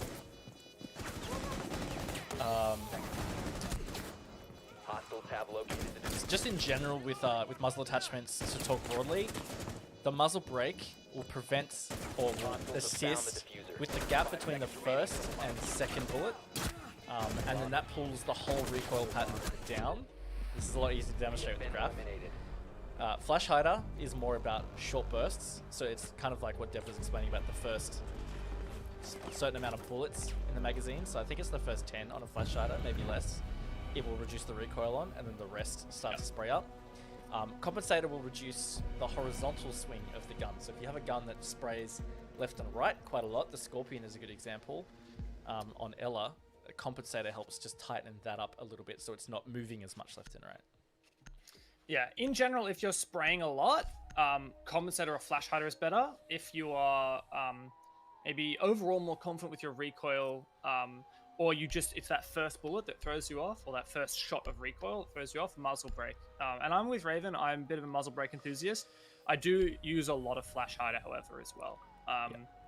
Because obviously the muzzle brake doesn't affect the recoil pattern whatsoever, except for that first bullet, which of course then has an impact on how the rest of the spray turns out. And I find that sometimes it's just that first shot that really throws you off, because often the first bullet has quite a significant bump. There are a lot of guns where that first bullet is quite a lot. So if you can reduce that, overall it makes the spray much smoother. So mess around, play a lot of training grounds, and Sweet Hunt are both really good modes, Sugar Fright, for practicing your recoil control. And it does depend on the gun. I mean, like while Dev was talking, I had Sledge up, and you saw that I actually had flash hider on it. It's just because the L8 in general has incredibly easy to maintain recoil as it is. So I personally prefer flash hider, because there's never really an occasion where I feel like I'm struggling with the recoil on that. So flash hider will help sustain recoil control over a shorter burst as opposed to that muzzle brake. But F2 is a great example of a gun that kicks pretty severely. And you can look at this graph here, right? If we look in the recoil pattern in the bottom right, those colors indicate like phases through dumping a magazine. So if we go to muzzle brake here, it's divided in quarters. The green, yellow, orange, and red, it's dividing that magazine into quarters, and you see the capacity of 25 bullets. That's how it kind of goes. And as you go through those colors, basically a bullet will land somewhere in that zone. So you can see for X amount of bullets on the green zone that it's landing in quite a tight space. But of course, because of the fire rate on the F2, you progress through that really quick. So you can see the difference here between the different attachments and how it affects the recoil. But the reason muzzle brake is so effective is because it is reducing just that first bullet recoil. You can see it pulls that whole pattern down. It's not like the pattern is actually that different to if you have flash hider, but it doesn't kick up as much because it's pulled the whole thing down from the first bullet. That makes sense. Yep. Yeah, no, totally agree. So overall takeaways for recoil. in general, slap a vertical grip on the gun if it's got it. If you struggle with the recoil, if you find the recoil pretty easy, you could grab an angled grip instead. A lot of guns will just have vertical grip. If that's the case, just grab it. And then, yeah, the different muzzle attachments, as we were saying. There's actually also an effect on the amount of smoke and muzzle flash that comes out of your gun as well, depending on the different attachments. So the suppressor is actually the one that mitigates both of those the most. And then I believe the flash hider, and then the muzzle brake. I'm not quite sure. Rogue9 did a good video on it a couple of years ago, so you could check that out if you want. So yeah, that's that. Yeah, I mean, with that too, the flash hider obviously does hide your muzzle flash. So you'll see if you're shooting, there is a certain amount of like fire that comes out the end of the gun. With a flash hider that is hidden, so it can be not as obvious to see where you're shooting from to your opponents. It doesn't hide the bullet trail. That's what suppressor will do. But it just helps conceal you, especially if you're at a distance. That muzzle flash is just an extra visual aid for your opponents to figure out exactly where you are. Yep, suppressor is good fun. If you find the recoil on a gun pretty easy, and you don't mind having a lower damage, or you just want to have some fun, suppressor is a lot of fun. Even though not many people use it, it's considered a bit of a meme, but it definitely has its merits. There are times when I'll like shoot at people and people are a bit disoriented because there aren't those bullet trails. Yes. Yeah. All right, Sugar Fright. Yeah. Before we queue up, I'll just quickly plug here the Sugar Fright collection. So of course, with every special event that's in Rainbow Six Siege, there are special packs that will give you cool cosmetics around that event. And then of course, Sugar Fright has a very particular art style here, which is very fun and vibrant. Everybody looks like they're puppets. And so the theme is basically that every uniform, headgear, it's all different kinds of like stitched fabric. So if you want to buy packs, you can go buy packs. You can earn them through challenges, which I highly encourage. And then, of course, I'll get down to the headgear because that's the funnest part, is they just look fantastic. Makes me giggle every single time. Yeah, highly encourage you grinding for the cosmetics here. Just a cool little feature. There are gun skins for a bunch of guns. It's not a universal weapon skin, so if you do want it on a particular gun that's offered here, you will have to actually get that specific one. And of course, there is a cool little charm. It's just a little woolen puppet. I like it. It looks like Saronic. Makes me think of It does look a little bit like Saronic. I get that. Yeah, and so the game mode as well, you can go to the rule set. It's a respawn game mode on a brand new map created specially for this event. And the goal is to collect 50 sweets. So when you brutally murder an enemy opponent, they will drop a sweet. If you pick that up, you get 1 point. Whenever you or one of your teammates dies, you will drop also a sweet. And if the enemy picks that up, they will get a point. Now you can deny them getting those points by walking over the ones that your team has dropped, and that'll pick it up and then prevent the enemy from getting that point. The other thing is that there's sweets and cupcakes. So one team will have to pick up the cupcakes and one team will have to pick up the sweets. It'll make sense once we actually find a game. But you can find the rules on that front page under info where you would click to queue the game. Yes. Does info also give you the background? It doesn't. So the story, or the idea of Sweet Hunt is that this is Frost's nightmare because she ate... I can't remember if it's too much candy or there's something wrong with the candy she ate. But this is her nightmare. And if you watch the trailer, it took me a few times to watch it. The trailer is so good. To understand it. But it's basically about her having this recurring nightmare. And that's like the theming of respawns. And so you constantly see, even though she's trying to shoot these people, they're coming back to life. So Frost is freaking out. But then she decides that she's going to take control of her nightmare. And it's actually the others that are stuck in there with her. Yeah. I'm not stuck in here with you. You're trapped in here with me. Yeah, I love it. As you'll see when we finally get a game, you can... There's like these little intros. As we've seen with quite a few events, there's like these little intros, and yeah, Frost takes a starring role in those little intro cinematics, which is just awesome. I love it. And the line, there's a couple of different lines. It's not always the same. So there's like, if you play a couple of games, you'll see her say a couple of different lines. Yeah. I really have been enjoying this game mode. I have been you can play this quite casually, or you can play it like really sweatily. It's like you can get really serious in this mode. Yeah. And it is so much fun to do that in. But also I find it like it's compared to playing, even quick match or unranked or ranked, I feel like in Sugar Fright you can kind of switch your brain off a little bit more, because there's not as much to think about. Are you kidding me? What is it with late night teams? We always end up playing against Fnatic. This is always What? This happened with Mute Protocol, right? I swear it was Mute Protocol. First game that we queued, we were up against Fnatic. Anyway, this should be fun. We're probably going to get absolutely slammed, but we'll try to be sweaty. So, for those who don't know, we are currently playing against a professional Australian team. Yeah. What's going on, lads? So we'll see how that goes. I am probably going to turn chat off, actually. Yeah, not too bad, man. Not too bad. Had a good night so far. Idea. How about yours? Stream's not getting any views, so I can't really say. I feel like everyone on our team is streaming now. That's by the sounds of it. It does sound like it. And now, how do I turn off voice chat? I'm just going to mute these people. It's probably a lot easier. So here you go. This is Frost's Nightmare right now. No viewers. That sucks, Matt. Apologies. Yeah, man. My apology. Only one way to find out. What was in that candy? But, shit What happens. was in that You candy? just got to get through it. I don't want to know, man. Let's go. I don't want to We're know. Let's versing go. Fnatic. Let's cop us some lollies. I muted that guy just at the right time.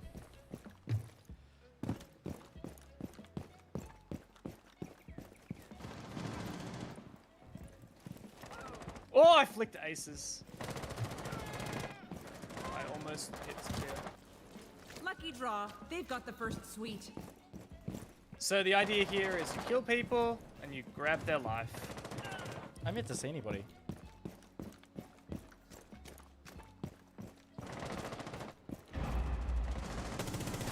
I got destroyed. We can spectate Dev, but only for 5 seconds. Is it 5 seconds or 3 seconds? I actually keep forgetting the countdown timer. But it's very cool that you get to respawn.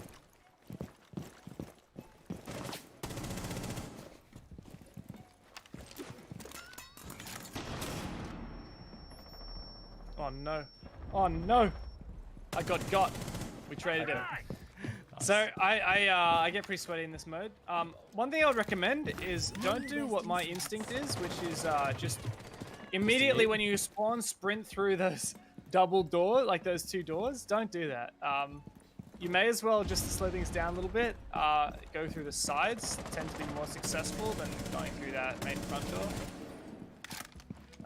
And yeah, also I would recommend focusing on getting the candy rather than just going for kills. I know a lot of people have talked about camping in this mode. There are a lot of little nests where you can sit, but it's actually not that effective if you want to win. Well, neither is being Raven. It's not particularly effective. No, I got totally flashed. I got like pre-flashed as I ran through a doorway. We'll get it back.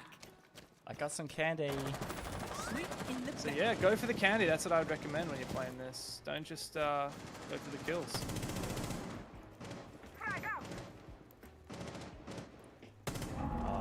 Time for that so poor.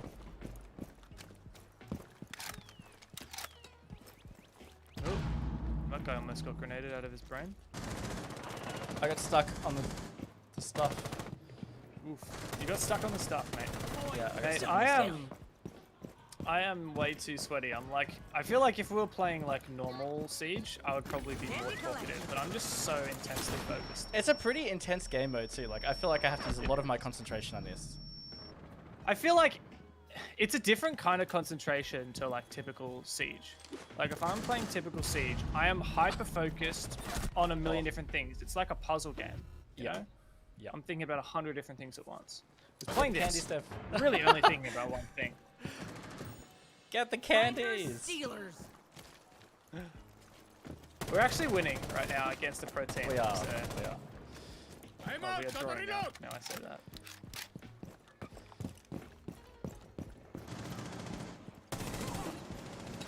Oh no! I almost got the candy. I died as I jumped through. So you get my the choice of candy. 3 guns. Each actually has the option of a 2x scope. Oh, one in the mid. Lower mid. And below you, Dev. See ya.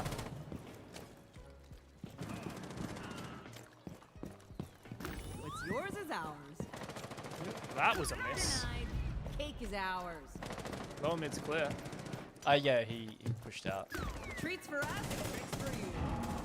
I I'm dead. had to reload. Oh my goodness. we are giving this a good shot, eh? Aren't we? Look at us. Good thing there's only 4 of them. Yeah. And one's a coach, so we really... Oh, 3 of them. One of them disconnected. Everybody knows that What we Dizzle is can nuts. We'll though. eat. That's Dizzle true. is Dizzle is still a great player at this game. the coach! The coach to be We'll guard feared, this well. more like. Sweet Where points. is that cheeky? Oh no, Stig's got me. If you're not playing against Fnatic and you're looking for an extra bit of fun and challenge in this mode, I highly recommend doing a run as Nomad if you get the attackers with the Magnum, with that pistol with the scope on it. No cake left It is behind. so hilarious. I got 14 kills with that one game. It was just so fun May you because rest it's in like peace. such a terrible weapon in comparison to all these other guns, but it's it makes it even more satisfying. 5 minutes Oh, I remaining. got saved by my teammate. Oh, damn it, Oh, dropped down. what? Stiggs is going off. He Stiggs is does going not off. wanna lose. 24-24. This is tight. This was a solid warm-up, you know? Oh, We'll eat. oh, left side of our spawn? Yeah, left side of our spawn. Tricksters have passed the midpoint. Get their treats. We're halfway there. Did we kill him? I'm not sure. Just saw somebody in the window. I don't know where they are. I can't see anybody. Correct. So this map is very. It's like a death trap in the middle. I wouldn't recommend really walking through the middle. No, that's just what I did. It's bad. Yeah, you will probably die if you do so. Yeah. I would typically recommend going around the sides. Try the left side or the right side. Right side of our spawn. Oh, where is he? Oh, Is he died. Stiggs in the center area? I think he's in the center area. Like, Is he? The Yeah. center area is Yeah. really good to get.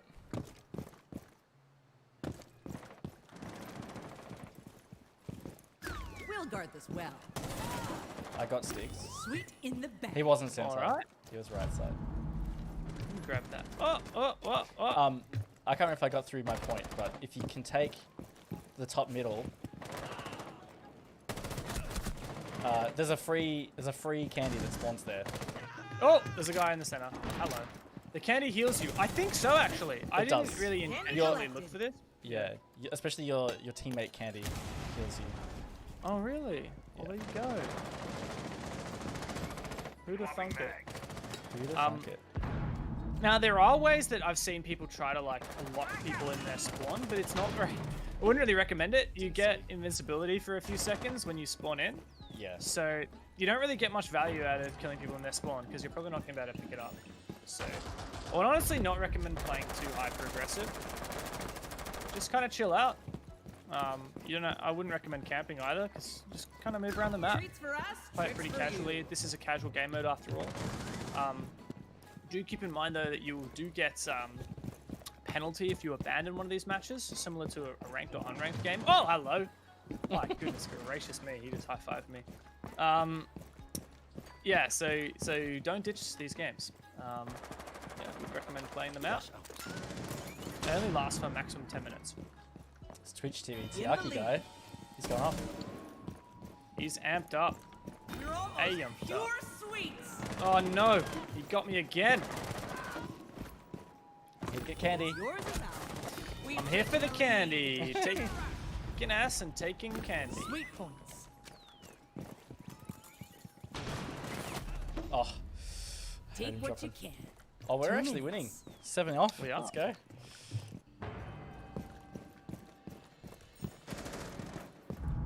Treaters in the lead. Tricksters don't have much cake left to collect. Trick or treat, smell our sweets. I didn't see. Another thing. Oh my goodness. Izami Tiki is doing some good work. What was I gonna say? I had Some free candy here. We're in the lead. Oh yeah, Keep something going. that's super important in this mode is, and something this mode really, reminds you of, is how important sound is in this game.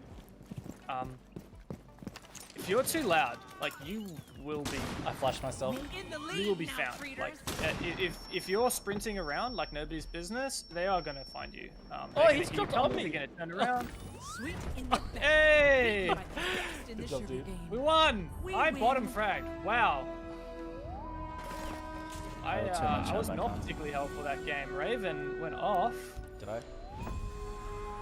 There we go. So I guess we're qualified to play professional now. Something like that. Look, that was a great warm-up. I would tell you what, I was feeling You're feeling it. the pressure of concentrating though. Like, Yes. No, I get that. yeah. Like, I'm not oh, trying to think man. of stuff to say so that we're not just like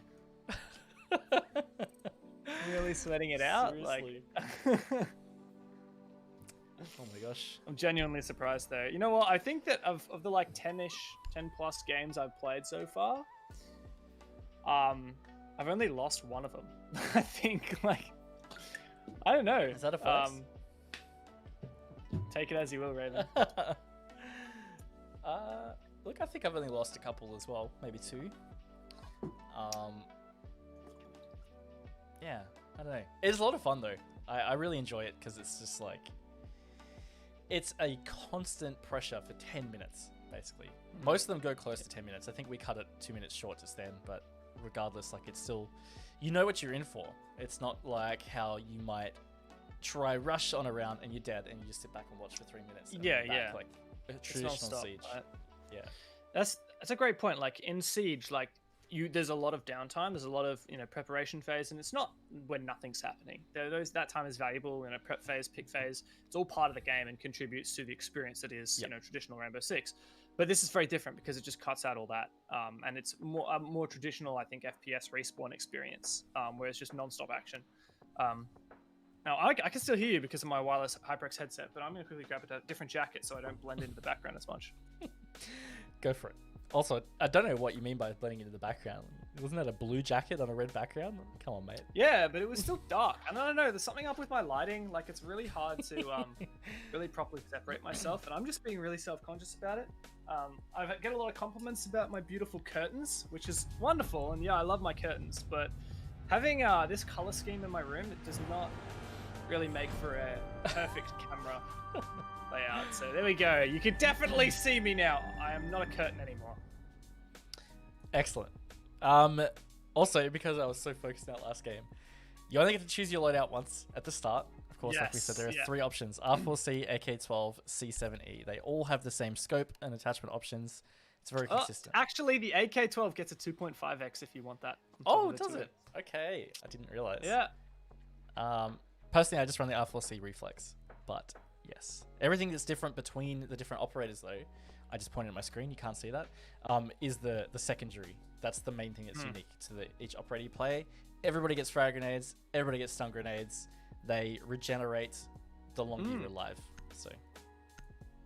Yeah. No, I think that's a really cool mechanic. The fact that the utility, you don't start with much. You only start with 1, whereas typically you would start with, like in normal Rainbow, if you have flashes, you get 3. If you have frags, you get 2. So it's awesome that you get them over time. You don't get too many to start with. Otherwise, this game mode will just be a flash fest and a nade fest. Nab the sweets. So yeah, this is also, you pointed out, like all of these, like in particular the R4C getting a 2x scope is, you can't get the R4C at the moment in the normal game with a 2x scope. So there you go, something a bit different, which is always fun. Oh my god, I just whiffed so hard. There was 2 freebies that ended up being a 1. Oh, one underneath. Moist. Hello, I got. Lucky draw. flanked. They've got the first sweet. Did you get Yeetus deletist? I did get.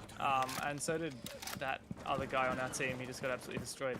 I'm running a 2x site right now, but I actually prefer the 1x.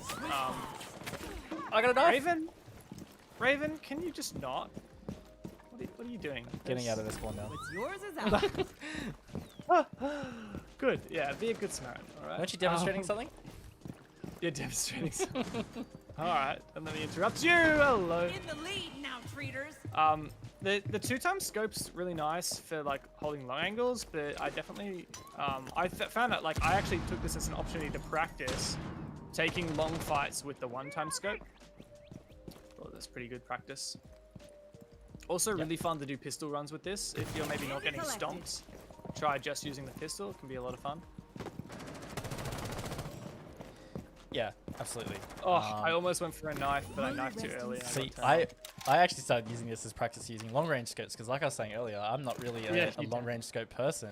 But I started dying too much. I couldn't do it. Yeah, you killed the guy I was shooting at. Another thing that guy just reminded me of, that guy just killed. This is a great mode to practice your shoulder peeking. If you sit in those 2 doorways in spawn and just try and like take long angles and shoulder peek for information, it's a really good way to practice that. So, would recommend.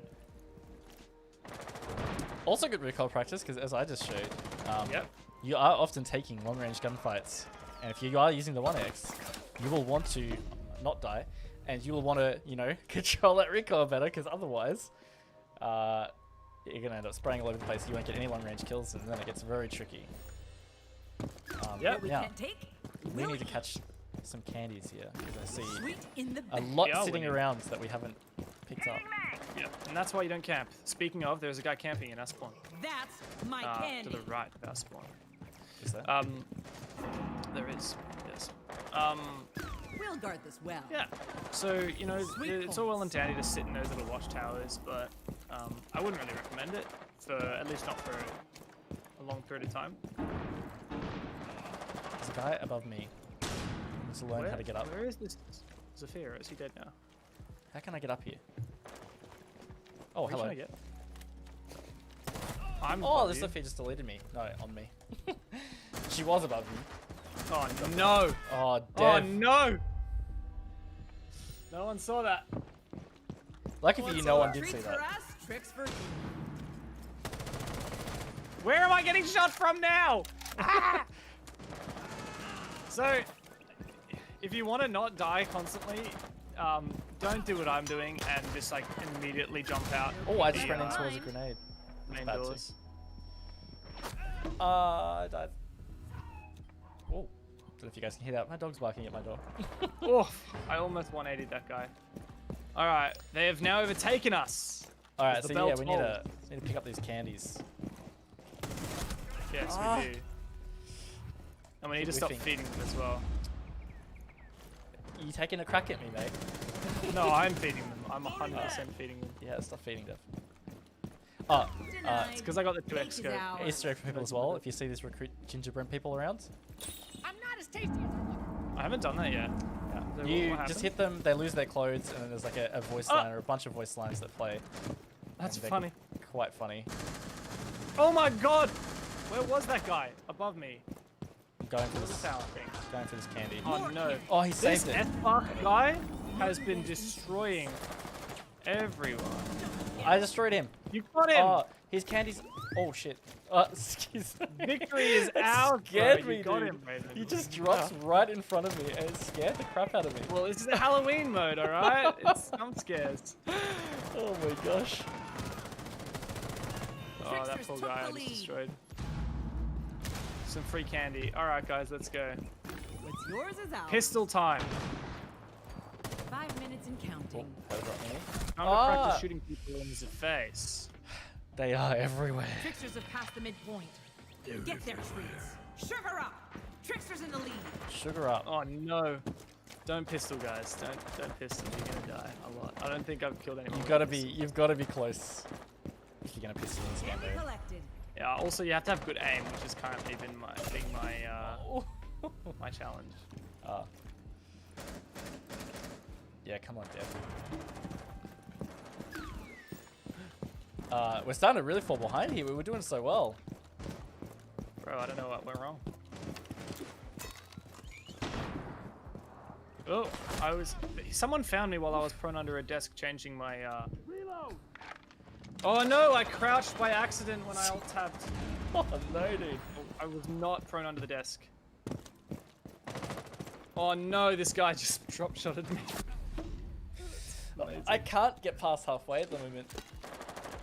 I can't get past 5 seconds. We will come back though. Like I was saying, yeah, I don't lose these. I don't Oh know my when god, to I just shut got up. knifed. Oh my god. Alright, let's slow it down. Let's slow it down. Let's take it slow.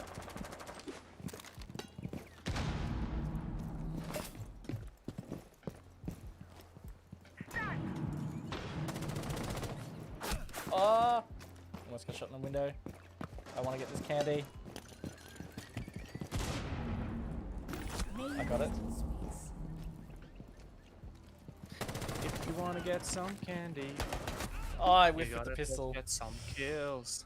Oh, Devin, Where I'm is this 5 guy? and 14. What are you doing, mate? I honestly don't know. I'm speed running how many deaths you can possibly have. This guy just went prone. Got him there. Sweet in the bag. I'm gonna push left side. I haven't done that today. What we can't take. Maybe we should push together. Maybe we should try and coordinate some stuff here. Ooh, imagine coordinating. That's what it's all about, isn't My it? God, this IQ has been destroying me. I've got 15 collects, by the way. Everybody else is really dragging their heels. I'm just gonna point that out there. All right, mate. Oh my Doing goodness. a bit of a Michael Jordan-esque performance here, you know? Tricksters don't have much All right. left to What do you collect. say? I'm coming to you, Raven. I need to reload my gun. Oh my goodness, we are 6 He pushed through my behind. frag grenade! This guy is a Yours is ours. mad lad. There's another one there. I thought you were coming with me. I was, and then there were 2 thingos on the ground. I decided to try and 2 get, and minutes. then Crosshair ended up getting them Round instead. 3. It is her dream after all, I guess. Oh, good. You killed the guy I was in a gunfight with. I want to get up and get that candy that's been in the tower this whole time. I'll go. I'll come with you. I'm worried about some bad guys. A few more tricks, we'll have all the creeps. What's he doing in this room? How long has he been there? May you rest in sweet. We're They're almost behind! Stun grenade. Oh my gosh. That was terrifying. Oh no, can't- there were 2 there. Tricksters are What? Can't taking over save the you. sweets. Can't Hurry. save you. Where did he get there? Alright, we can still come back from this. We're only 4 behind. Oh no. I'm pushing up left again. We got Alright, this, me guys. too. We Yeah, got yeah. this. We have got this. I refuse to lose.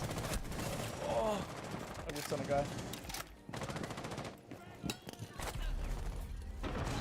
Oh my god, he's prone on the 60 balcony. seconds to go. He's dead now, he's dead now. Oh, this is doable, this is doable. No! Oh, Dev. No, Oh, Tricksters have no. pulled ahead. We need 7 more. Oh, no. I think we've lost it. This is boys. definitely an L. There's enough candy around for them to win. Oh, I just got the save. Double trouble. Oh, I got 2, I got 2. Candy collected. Trick or treat, smell It's our doable. sweets. Oh, this Go, is go, doable. go. I'm gonna get a free one in the middle. Oh, this is doable. We've just gotta get these candies. Sweet in the bag. No! No! Oh, I I thought was we about had to get that. one too! I thought we had it, bro! That was Oh, no. solid. That was a solid, like, fourth quarter comeback just then. Damn, son. Well, there you go. We lost by 2 points. Wow. Unreal.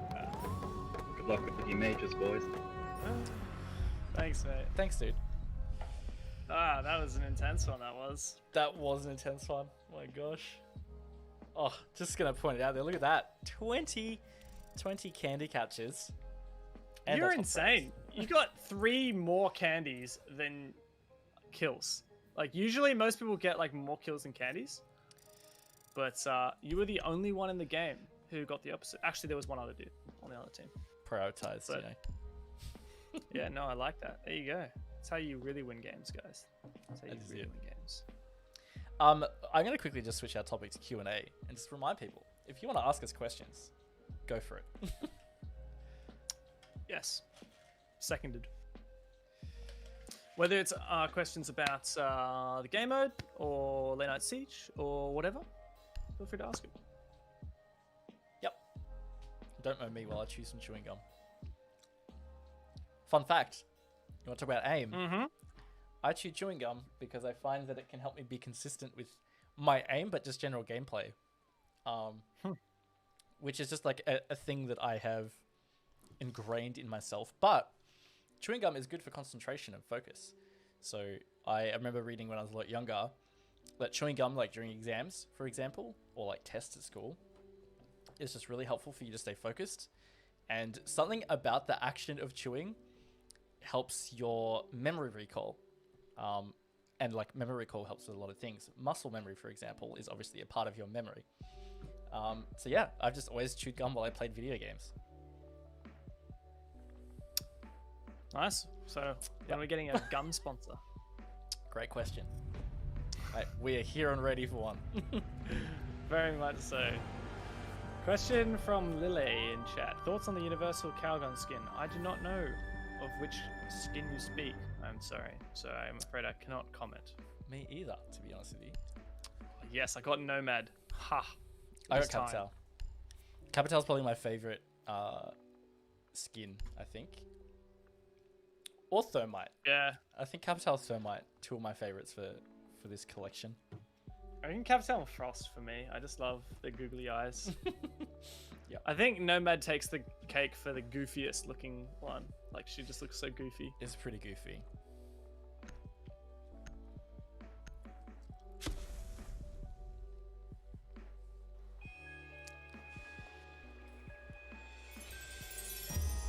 Do you feel I love the deep fact that inside? Frost's eyes just come out so far. Is it just me? They do stick out quite a lot, don't they? That's actually a good point. I reckon it's because of her being that it Eliminate makes the it look that way. traitor, Steel cake win. Simple Should we think enough. this is a permanent part of the game? I mean, yeah. I would love to be able to play almost all of the events in a permanent way because I miss Showdown. I think we talked about it about 100 times on this show. But Showdown was... Can't have an episode where you don't talk about Showdown. I just loved that game mode. That was a lot of fun. I bet. Not seeing anybody. Oh no, I got destroyed. This S-Spark guy is nuts. Keeps destroying. He's nuts.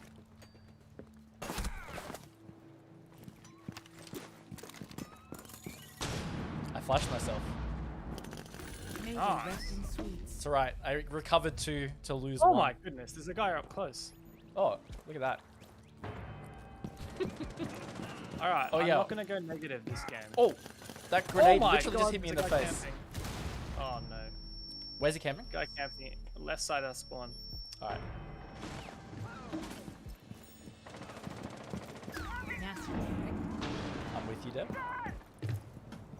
I don't know where he is. Is he not here? Must be.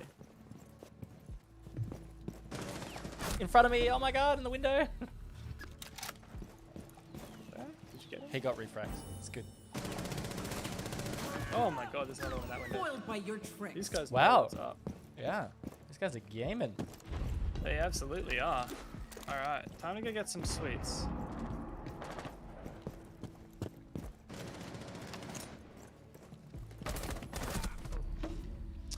Oh my gosh, they are just everywhere. Tricksters lost the lead. I just looked at chat, I just saw such a funny question. Why did Dev's parents make such a cute little cutie? I did see that. I wasn't sure how to respond. Oh my gosh. Do you think this Halloween event has been the best so far? Which event's your favorite? That's a tough one. I think I know Raven's answer. It's gonna be Showdown. Probably was Showdown, yeah. Mind you, I'm really enjoying this so far. Yeah. This is one of my favorite, for sure.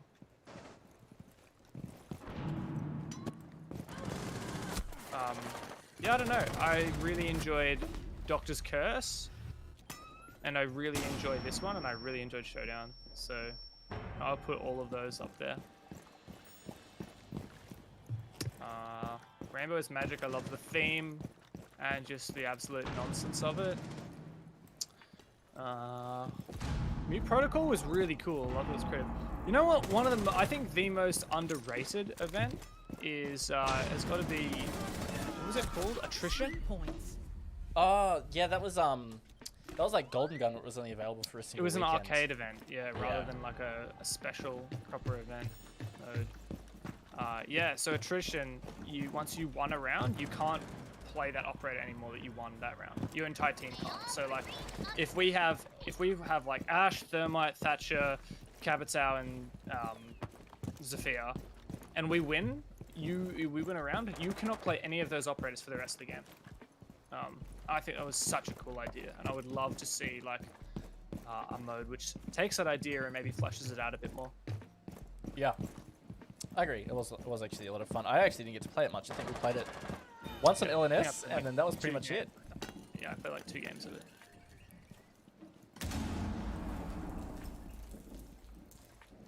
I feel like I haven't seen anybody for ages. He's just naded me. My gosh.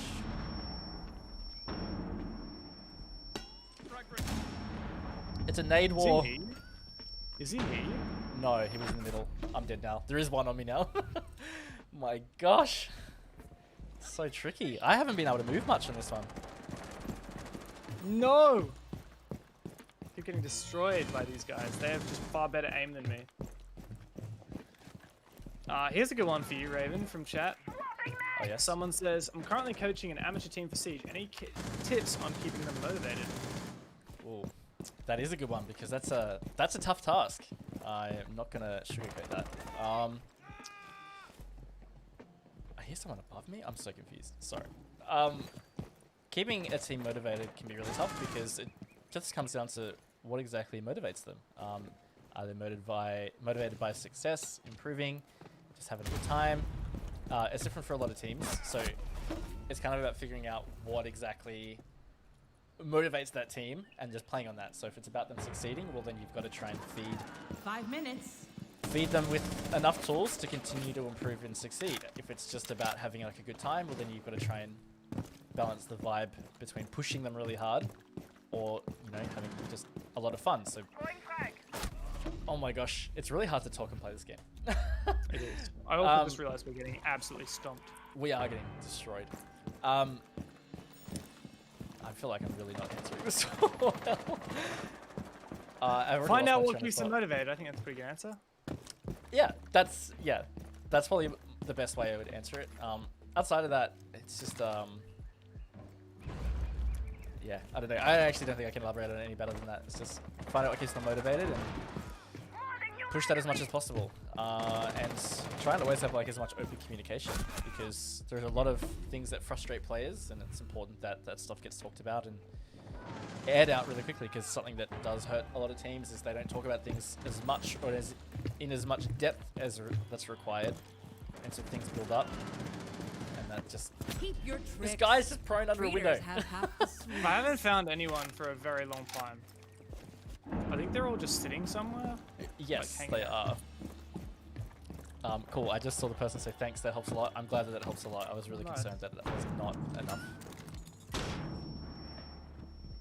I don't know how to play against these guys. Like, do I just sit in a window somewhere as well? Well, we have to catch up. Because I so, tried like, moving around and I just walk into someone's angle. the onus is on us because like we have to catch up. Yeah. Sugar. That was ours. We'll I'm just get going that around back, collecting their tricksters. muffins. I Nice. whiffed. Yes. Something that I will say, because we're talking about aim and stuff earlier, and that I did not realize was a really important part, and that's, it's tough in this game knowing when you've actually hit somebody, because when you hit somebody, instead of blood coming up, it's fluff, right? Trick for us, treat for you. Take And at a collected. distance, that can be really hard to see. So, Yeah. I thought I heard someone under here. Got one. I'm just from now on, I'm just facing every gunfight as if I'm playing against the best player in the world, because these guys are destroying me with their aim. Yeah, do it. Someone said, when's the best time to switch to PC? As soon as you can, I guess. There's no I good mean, time. You What's just gotta ours get in is there. ours. There's nothing wrong with you know, Xbox or whatever, but Oh no, definitely It does depend on what platform you want to play. Like, yeah, but I agree that like there is no best time. It's just whenever it works for you, right? PCs can be 2 minutes expensive, left so to win our sweep. when you can afford it and when you want to do it.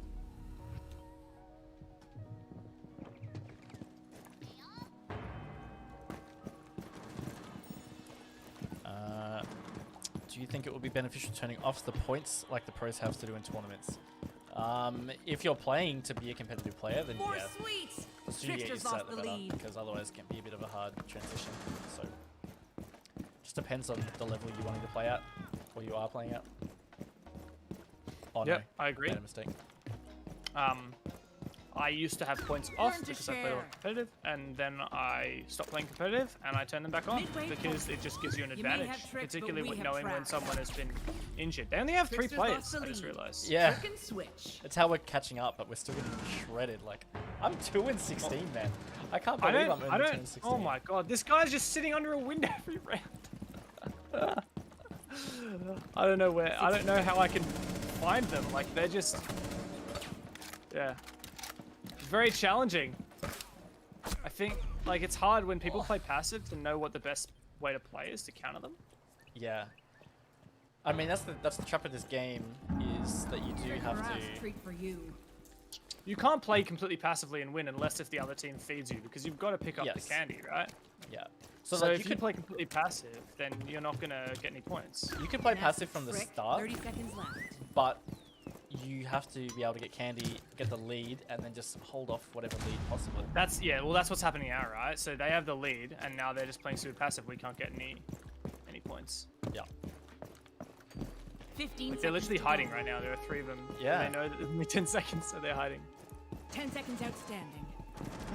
Sorry, tricksters. We Credit to them. pulled These ahead. guys know how to play this game mode very well. They have the strats down pat. But yeah, I'm afraid we can't win. Only sweet It's an dreams L. for the Wow. trees. That was. Tricksters lost. I actually Oh. respect these guys a lot. They're playing really well. Someone said, have I rolled the winner for the headset yet? No, I'll do one roll right now. All right. Ooh. First winner is Shrimpy. Congrats, Shrimpy. I assume that's how you say it. And I the will- headset is the HyperX Cloud Stinger Core Wireless. That is it. So I will make sure that that gets sent out soon. And I will hit you up for your info. Let me just make a note of it. I'll do it on my phone. It's weird not doing this at the end of the show. Yeah. No, we'll do it again later. A question about the World Cup. With the limited information we have now, who do you think is going to win the Rainbow Six World Cup next year? I would hedge my bets on Team France. So many talented French players. We've got, of course, BDS, the best team in Europe, undoubtedly right now. We also have Tempera, a team full of talent, who have now made the major in Europe. And we also have Penta, who is a full French team coming through the Challenger League. And in my opinion, they'll probably make it into EUL. So there's a massive pool of French talent, with gunners like Shaiko and LMs and insane support players like Rede and Rafal. I totally think they could make a team that's super stacked. Yep. Look, I'm somewhat in agreement with that, to be honest. I think there is an abundance of talented Siege players from France. And that's where a lot of other nations will struggle, is maybe a lot of their best players are already on a single team. And with the player restrictions being 2 per team going to a national team, makes it tough to be able to stack that. For example, Thailand and Singapore have... Singapore's the best example, yeah. Yeah, like they have a lot of talented players that are all on a single team, so you have to just choose 2 of them.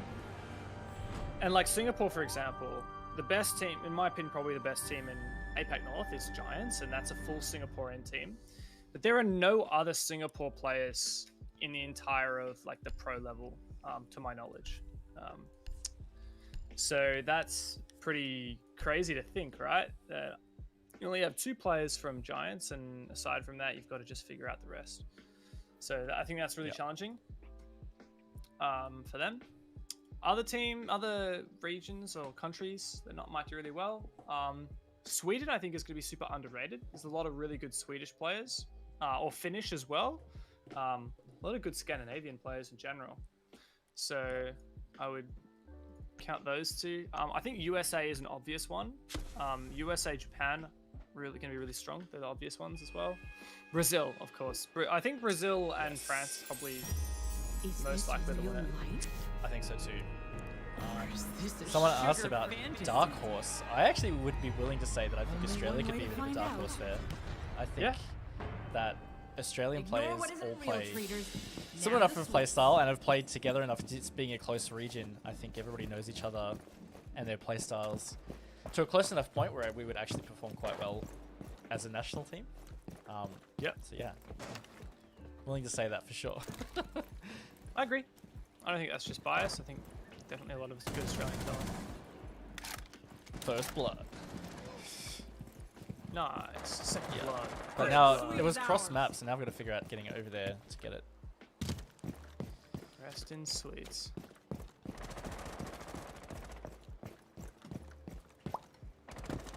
I take it by all the World Cup questions. People are excited for the World Cup.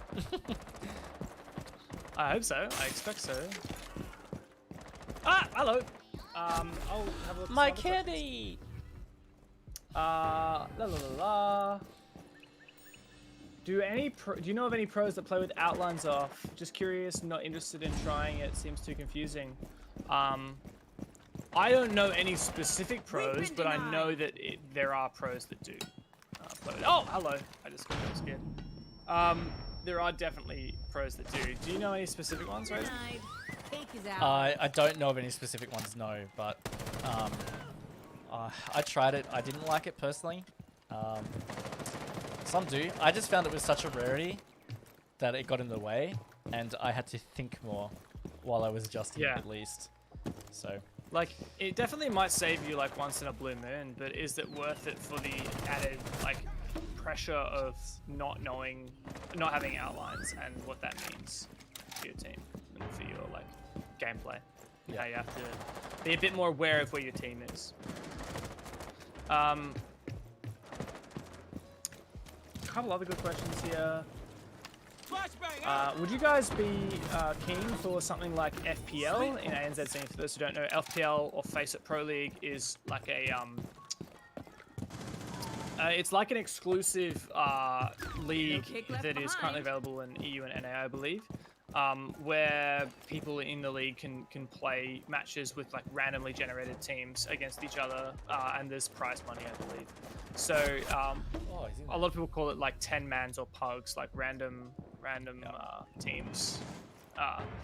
Would you be keen for something like that? I would love to play and watch something like that, but don't know if we have the player base for it. And the challenge with these things is always that you might not have enough people playing it for it to be active, and then it kind of just dies.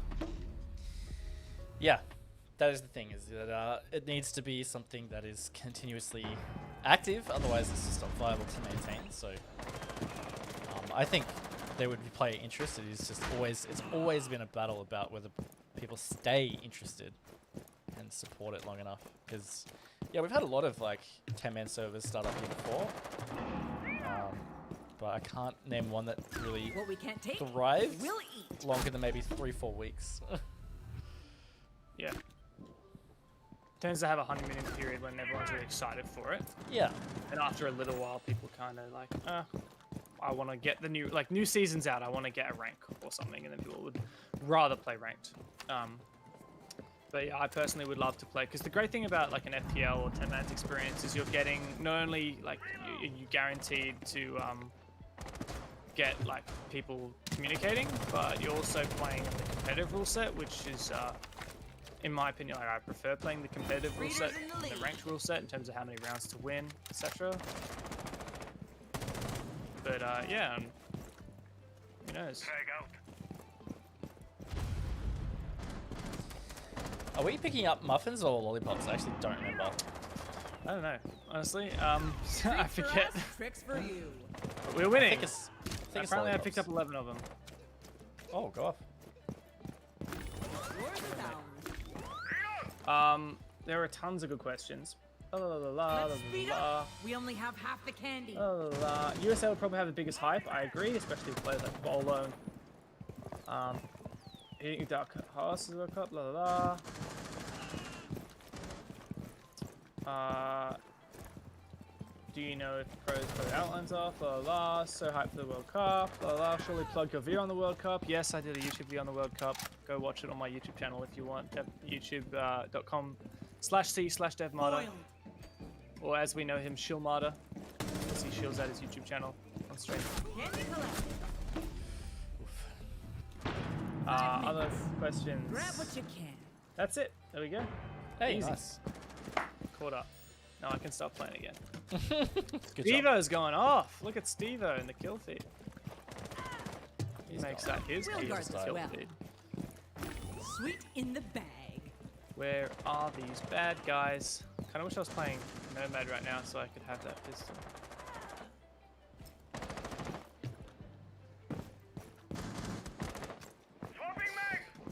Bobbity ba! Let's go. Chasing this guy. Where did he go? I can tell you in a second whether we're lollipops or cupcakes. We've got to pick up lollipops. We are Oh, okay. cupcakes. We're picking up lollipops. How do you know? I just saw someone drop lollipops in front of me that was an enemy. So Okay. Okay. it's probably to do with That'll color. Like if you're orange, I guess you're cupcakes. Oh yeah, something that we haven't really talked about before. If an explosion goes off, it's colorful. By the way, so demonstrate here with my frag grenade. Treater's got the treat. Good. Someone's gonna shoot me. There you go. See, it's blue. And then it died. There is a question about when the EU major starts, Dev. I actually don't know off the top of my head. Do you? Next Friday, I think. Next Friday. Yeah, first weekend of November. That's next weekend, What right? we can't take, we'll eat. I believe so. Yeah. Tricksters have passed the midpoint. Get their treats. We're almost. Besides the pure first sweets. game, I have not been doing that well. I think I did worse in the first game. I've got to start going through the middle. carried I have us. this habit of dropping out the windows and then going sides. Like I just need to go Yeah. sides. Okay. I just need to stop going through the those like front doors because they're just you get so exposed, you get shot from every which way. Candy I collector. was gonna say. I keep picking up like some lollipops and then dying. It's like 1 for 1. Yeah. I think if the spawns were less in front of those like main double doors, I would go through them less. But every time I spawn, I'm staring at them. So I'm like, Yeah. well, shift W, Treats from tricks. go. Like that is my brain. Yeah. What time is BR6 major starts? I do not know when the Latin American majors will start, the Brazilian one in particular. I do not know. I would recommend checking the Rainbow Six Brazil Twitter and the press release that was released. That should sort you out. Or Wikipedia as well, but Wikipedia isn't always necessarily correct. There was a thermite in our base apparently. Close there? to sweet victory. He's dead now, but there certainly 2 was, minutes my left friend. to win There our certainly sweets. I can never find the ways up. Yeah. Stevo's going off with the pistol. Go, go, go. 2 left. Well, I'm about to get the One last left. 2. Wait, no, these are. Boop, boop. Yeah, we need Stevo lollipops. got it. Stevo got it. Lollipops and tooth decay. Dubs. Victory There you to the go. team. Not do Match that well, one. but Steve did great. Oh, that's alright. That's alright. Also, I've been seeing Steve people very ask large if we have drops enabled, or drops are enabled. I'm assuming they're potentially enabled for the major, but It does say drops enabled. Watch for a chance to earn loot. there you go. I would be willing to say that potentially you're earning watch time towards the major if you're watching this show. The major drops, but I don't know. That'll certainly be the case next week. Indeed. Indeed. I actually went marginally positive that game, which is Good something, job. I guess. Good job, bro. Where's my cursor? Here it is. And what are the drops? Well, if you go to, I think Rainbow Six ANZ retweeted it, R6 Esports, Yeah. Yeah. you will see the charms for the major, which are beautiful Netherlands-themed tulip charms, which I actually really like. Yeah, no, I do love that. I was I thought it was very cool when I saw the charms. I was like, hey, Netherlands theme. Shame we can't go to the Netherlands, but you know, it's all for the best right now. Yes. And we can still have good mages online. In particular, it's cool that we get, you know, in APAC we get the a major just for OCE, which is cool. It gives another platform to teams. It means we get some rematches of what the teams did in OCN. The Oceanic Nationals. Yeah. Don't judge.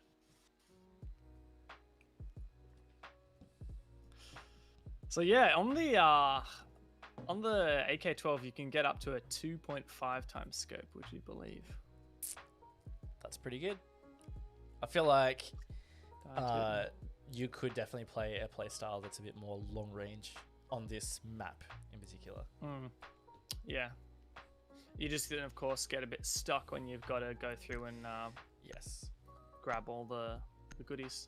I just realized I'm playing as Frost. So I'm the one featured right here.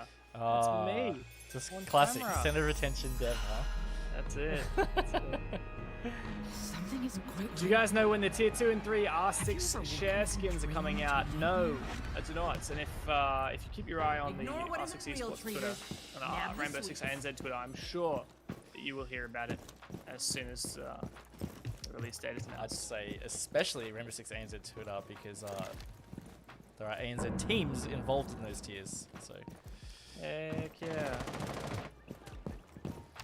First candy is the sweetest. Don't be... Alright. I got wrecked. oof, I got wrecked I got too. you. Oh, Squidzy, that was a good shot. I saw that. This lewd dude has got some very nice aim.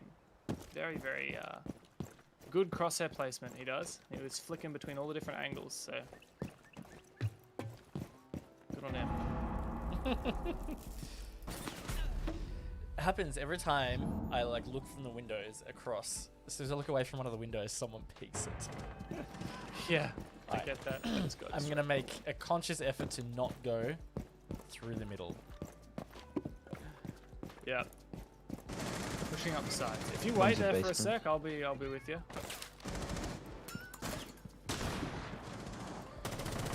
Oh no. Oh this no, guy. I was climbing up the ladder. Oh no. Oh no, he Oh, just got that's- 3 of us! He finally got traded. Jeez. Have you respawned? Oh, there's one in the middle. Yeah, sorry.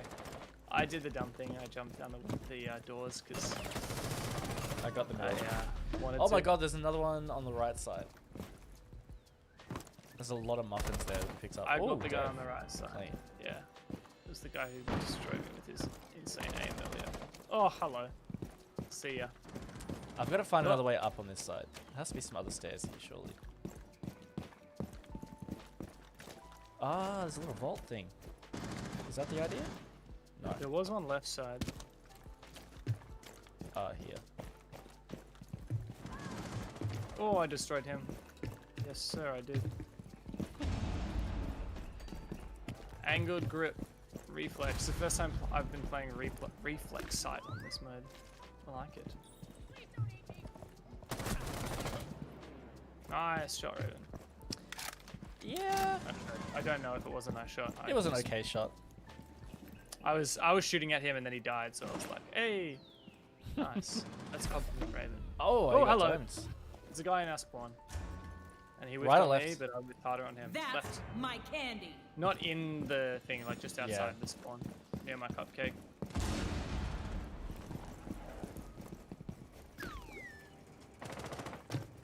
It was the IQ. If you kill IQ, you know he's dead. What's yours is ours. Every time I come up those ladders, there's somebody watching it. Don't go up the ladders. Oh my god, he almost Please. free-fired me. My goodness gracious. Oh, I died. Oh, he's prone against the Tricksters have railing Oh on pulled the my side. God. ahead. I've got this. That guy, that guy just recoil controlled me. He did. Let's have a look at this. Yeah. No cake left behind. I walked directly into it. Good one. We don't know the casting lineup, but it is a online major for those asking. Oh, I got him. Nice. Oh no. I walked Oh, over no. that nade. I thought I would be able to run past it in time. The screen shake from the nade, I just couldn't see anything. I knew he was there. I knew the nade was there. I was just like, yeah, I can sprint past that. Nuts. It's on the roof. Yep, on the roof. Oh no. One on the right side spawn. Oh no, he got him. Nope. Now spawn. Ella! Ella, just let me die! Oh no. There was one close right now spawn. Come with me.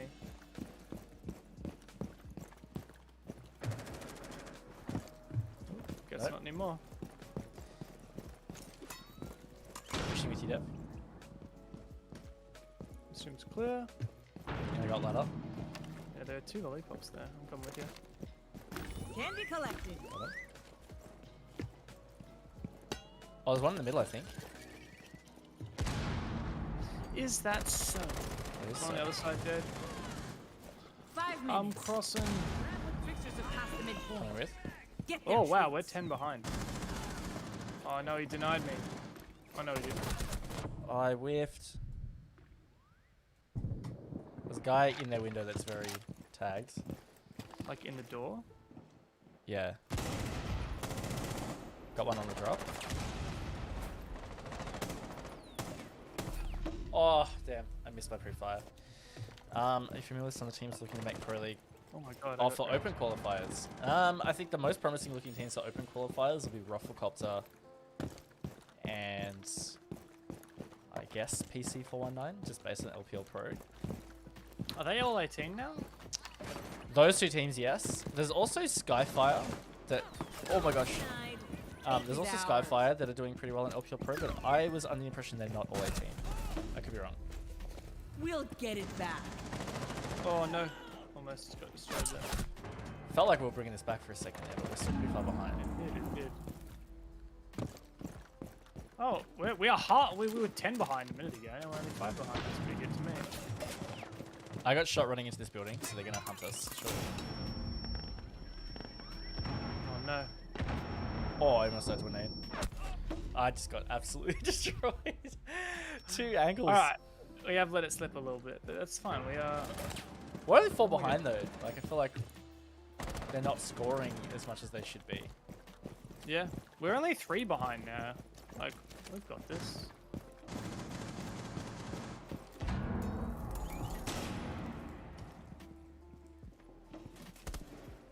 Oh, We only have see half where? the candy. I got the candy as I died though, so Oh, really? yeah. There are some cheeky angles on this map. There certainly are. Let's see what we have. These cheeky breakies. More candy. Oh, I actually got him with that nade You kill. naded him? You traded yourself with that nade.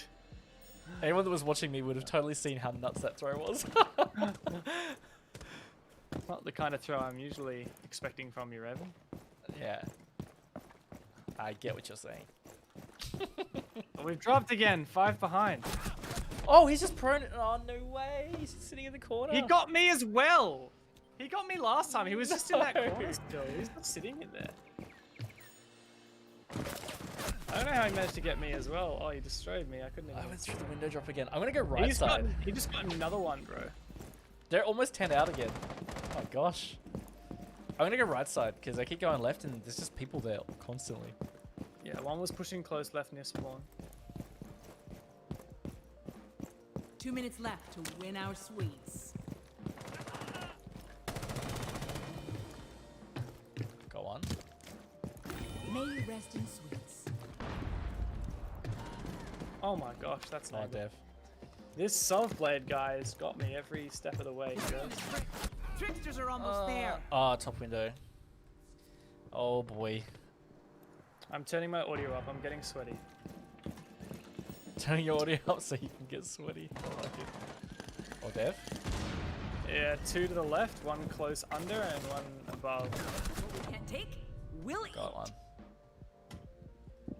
Right, Oh, right he's this in the door. window. He's in the window. Go, go, go, go! They're Oh. too far ahead. Just witnessed the one tap.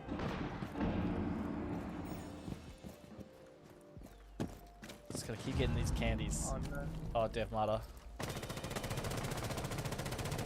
Alright, we are quite far behind now. 60 seconds Yeah. remaining. 60 seconds as well. Oh, we just got a bunch.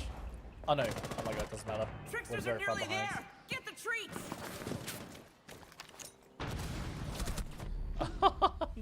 No. This Solve Blade guy has just I made don't that. think he has died in the last half an hour. He's just made that tower his own, you know? He's just There it sitting in is. the Can't tower, beat like 'em. in the little Eat corner. 'em. Jeez. Tricksters win. That was Jesus. Oh probably my the goodness. most I've been destroyed in this game. I think so, yeah. 50 to 29. GG. Wow. Absolutely Wow, spanked. the late night siege stream is really ruining my win-loss ratio, right? Well, maybe you should carry harder. I went Oh, 7 I and really have 20. not been performing. Yuck. Wow. My goodness. Only Oh, 5 it's actually cards getting as well. pretty hot in my room, isn't it? Oh, you are getting sweaty, Dev. Listen to that. I am. It's getting very hot in here. Oh, had my window open. Everything was lovely, and I got the fan on.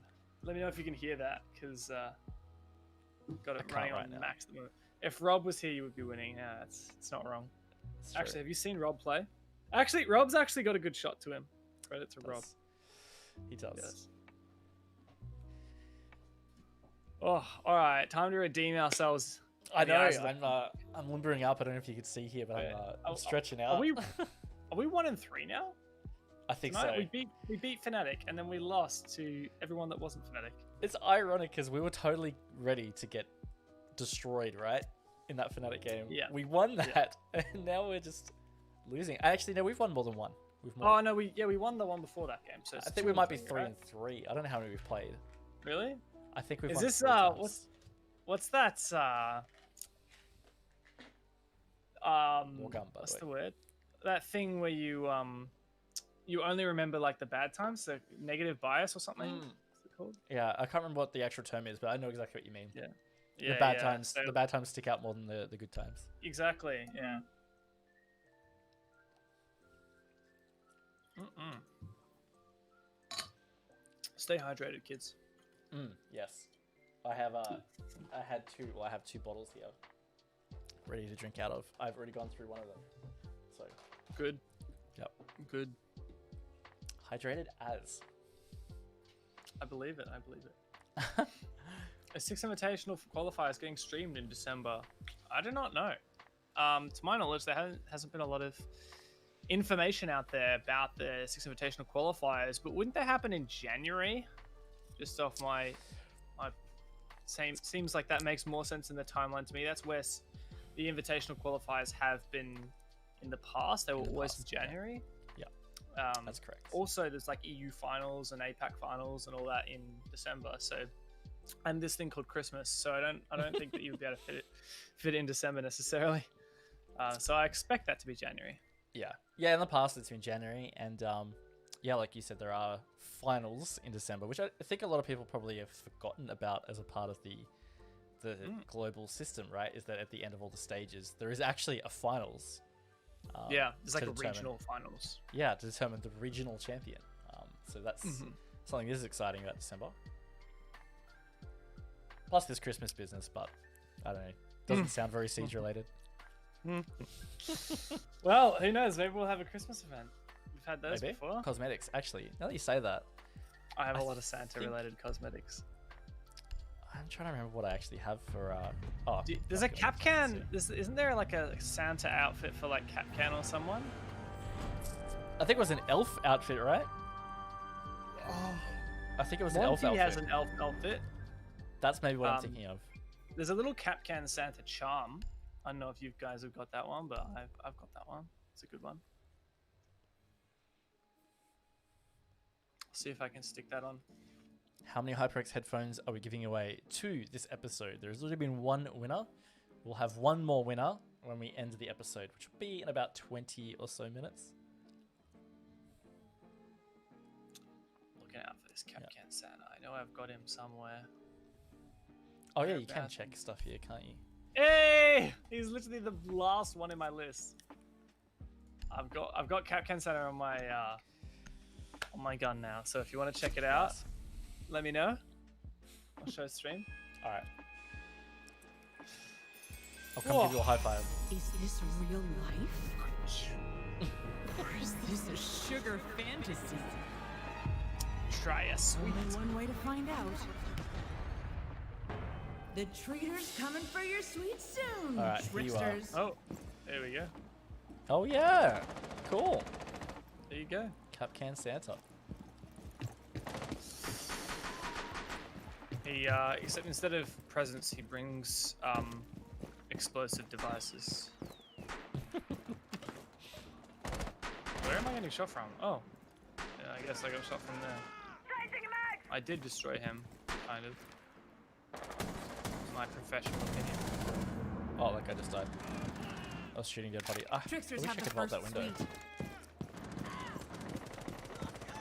Are we tricksters or treaters? I don't know. So good question. Oh, the map is called Neighborhood. I didn't know that. Didn't you? Press no. You press tab and it says Neighborhood. I should have killed that castle. I'm upsetty. Spaghetti. I'm kind of doing what that Nomad did to us last game. Kind of feel bad. Oh, Zafia, sorry. It's just in that building. I feel kind of bad. Oh, I'm not in that building, but I am in a building. Don't tell me this guy was camping here. I did not get flashed. Oh, he wasn't. He was running around. Sorry for oh, that guy. I'm the gonna timing. Oh, I guess got timing so bad. Oh, It's always timing, bro. That's my cake. that's my cake. Oh, hello. That's my cake.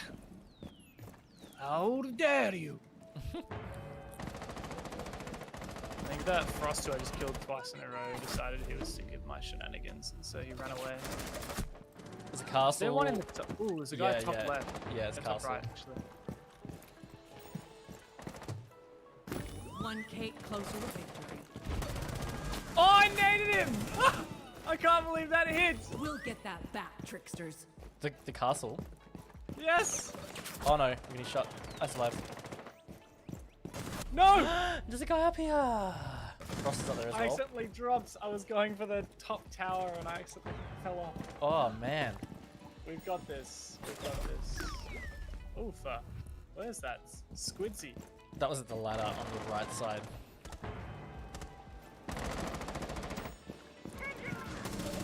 Oh, I traded with him. There's a guy directly in where I jumped through. I didn't see you I jump think through. it's, I think my name. Yeah, I don't know where it was, honestly.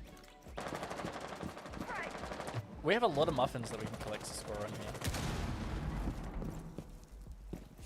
Rest in sweets! What? Points. I'm gonna get up the top and get this muffin. It's gonna There's happen. one below my ping 3. I'm gonna get this muffin. I'm gonna get it. I'm gonna get it. I got it. He's dead! We got him! But I got traded. That's okay!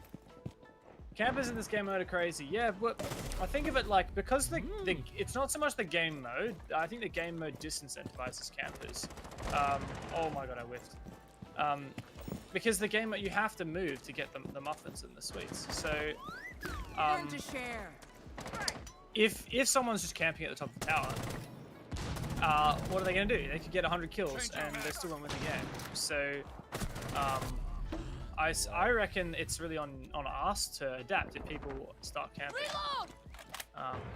Because we should, in theory, be able to find them, and if we know where they are and they're just camping, just kind of avoid them.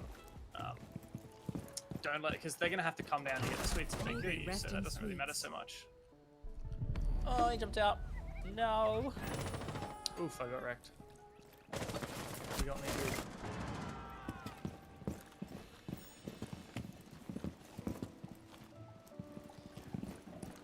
I find there's just so much for my eyes to look at sometimes. I can't keep up. Yeah.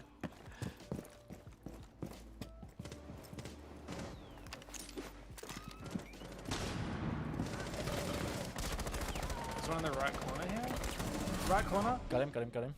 Oop, and there was a guy outside. Oh, I'm dead. What's ours is chest, yeah. ours. I'd blame you, Dev. Ah, it's all your fault, man. Oh my gosh. Where's that refrag, bro? Come on. I got the first frag. What do you mean? You should refrag me. Oh, yeah. Fair enough.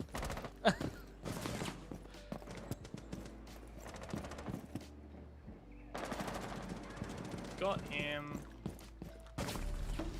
No.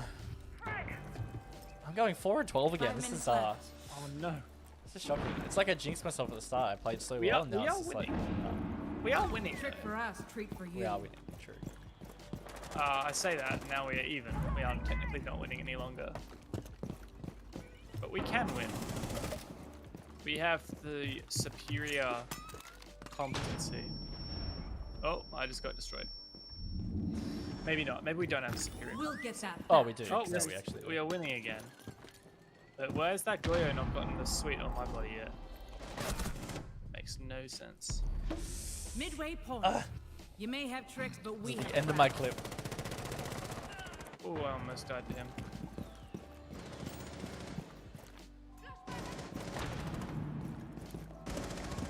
Got him. I used my flashbang to Raiders get in the killed. midway. I did get Pull traded over, there. Trickster. He was in the right castle.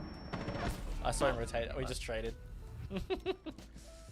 I'll go back and clean house. Yeah, good. Yeah, good. I'm coming with you. I spawned right next to you, so. Here we go. Surely they might get there before me though. I don't think so. Oh, we got Swagoni. Swagon. Maybe it's Swagon. Take collected. Flashbang!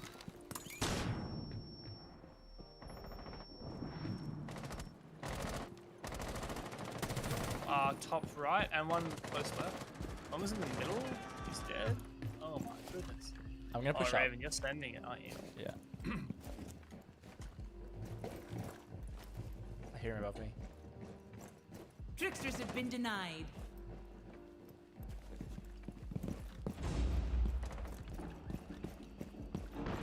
Bottom left right now.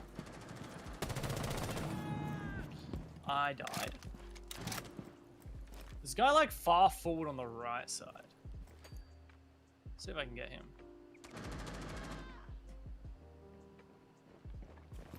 Oh, we're losing again.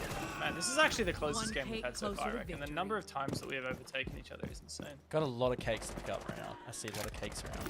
Sweet points. Oh, saved it. One cake closer to victory. Oh, look at that. We've just smashed out in front.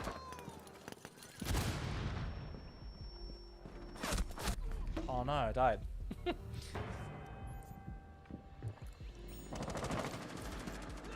Alright.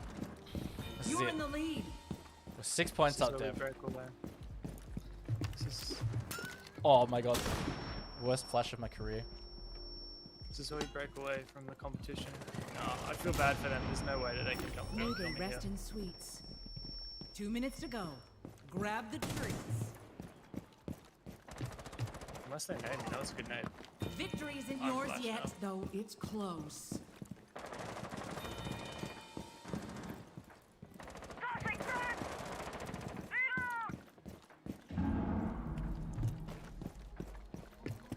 Again, I've got 3 flashes right now because I've been alive for so long. Jeez, Dev. I'm not using them. What's going on, lads? Hey, Socks! How's it going? Trying to just finally Ooh. win a game for once. That'd be nice, wouldn't it? I have 4 flashes now. What do you mean for once? You keep forgetting we've already won a few tonight. Come on, man. Yeah, we have. You're I selling just the died short with here. 4 flashes. Absolutely scuffed. You are a Absolutely madman. gutted is what I am. But yeah, we were like, this was No. back and forth, wasn't it? It was, yeah. And we were actually down by like 3 or 4 at one stage, I think. But we've clawed it back. What was that guy who killed you? 60 seconds to go. Below on the left side. I see. There's left. nothing to pick up right now. Hello. Oh, here we go. That's 2 cakes. We are 10 ahead. Assert our dominance. There's a guy just below. This guy is just hanging out below, man. Below where?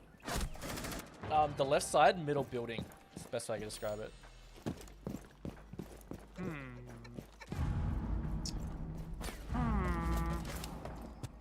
30 seconds remaining. Ooh, I got killed from this one. 23 seconds. Surely we can get 6 in 20 seconds. Oh my god. No. That scared Enough me, of your dude. tricks. Alright, I'm gonna get a magnum kill. It's my 15 main goal. seconds remaining. Oh, I wished. Got this. Go, 10 Dev, go. seconds outstanding. No! No, I only caught the end of 5 your whiff. seconds We've won though. remaining. Don't trick yourselves. Traitors gaining on the What win. was funny is that Cars was trying to kill with the Our shotgun just while I was trying to desserts. kill him with the magnum. Victory to the tricksters. And I almost lost it. Unbelievable. I got 12 collects in the end, but Hey, that's pretty good. we got the win. I only got 14. Oh, it's you. Hey, it is me. Dopey Nomad. Oh, it's so creepy. I think Nomad's one of the creepiest because her face is so Nomad is pretty creepy. I agree. terrifying. My. Should we do one more? Last one? Yeah, let's do it. And then we will draw the giveaway, chat. Yes. The giveaway.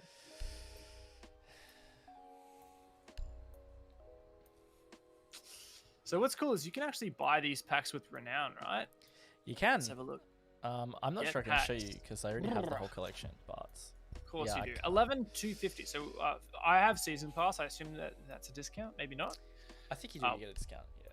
11,250 Renown or 270 R6 credits. So there is a bit of a discount there the more you buy. So 8 packs is just a cool. Actually, no, that's no discount, is it? Let me do some quick maths. Do some. I don't think that's actually a discount. Let's see. 11,250 times. Oops. 11,250 times 8. No, it's not. It's not actually a discount, but you can buy them like in larger quantities. Yeah.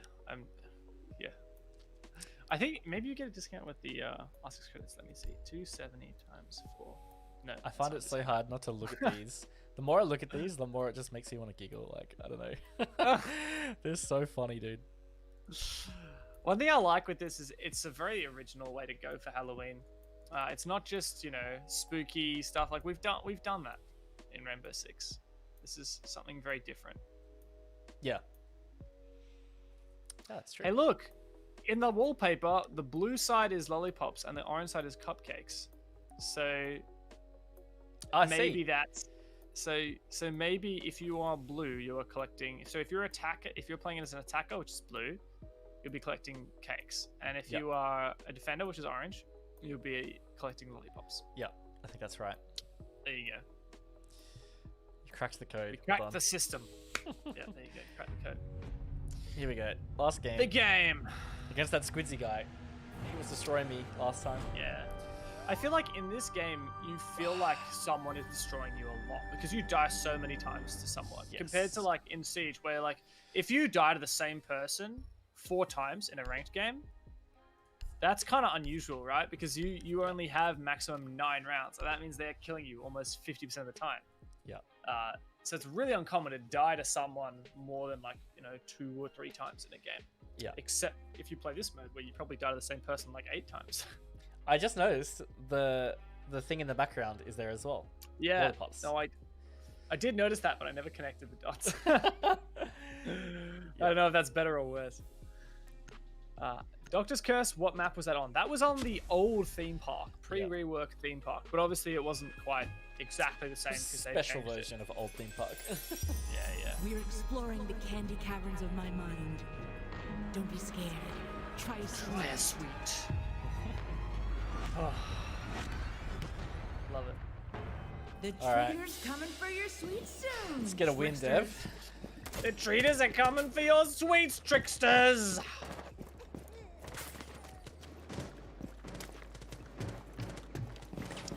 I am holding an angle. Yes, sir. I am holding a goddamn angle. No one has come this way.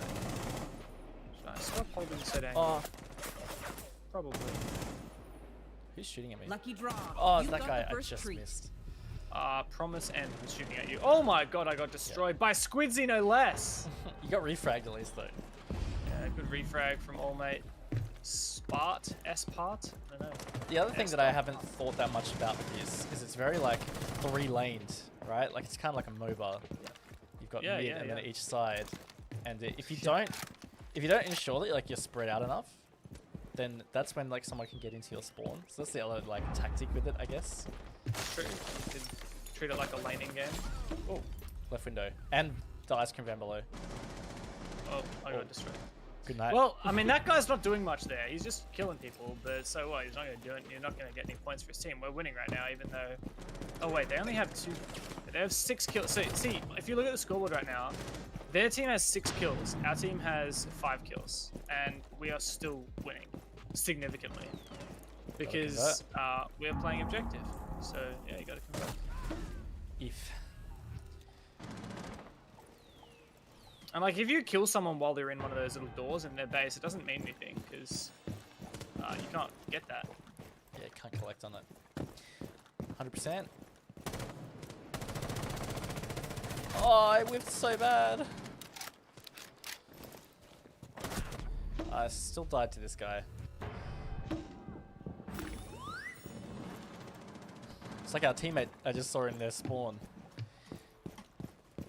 If you go deep into the spawn, it's really ineffective, right? Because if you only get 1 kill, you're only just giving them a candy back. So. Yeah, that's true. I whiffed so hard. My gosh, this guy is just hanging out left side of our spawn. Well, I'm hanging out near their spawn. Oh, he's dead now. He's dead. Alright. You should push right lane. Push right lane. Yeah, I yeah, got yeah. left lane. Alright. I want to try and get control of this tower. I feel like this middle tower is like a bit of a power position. Nasty trick. There's one on ping 3. You're in the lead. Ooh. One Must cake have a good angle on me there. victory. So I don't see it. Oh! My butt. But yeah. Nice rave. Alright. We have someone in middle tower, so I'm gonna go left lane. No! I got 2 but died, so we only really profited 1. Oh, hello! What is he doing there? My goodness. Guy standing on top of a dumpster. Chucky Milk asked us if we noticed any of the Easter eggs, and I tell you what, that's something that I haven't had a chance to soak up yet, is the Easter eggs in this map. So there's the gingerbread thing. Oh, hey. Sorry. Let's have a look. What does it say? This candy's for you, it says.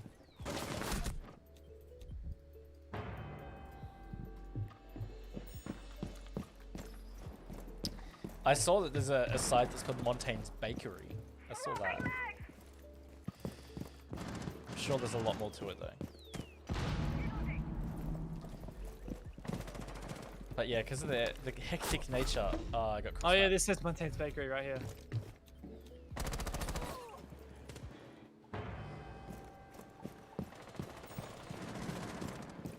I did not see that guy.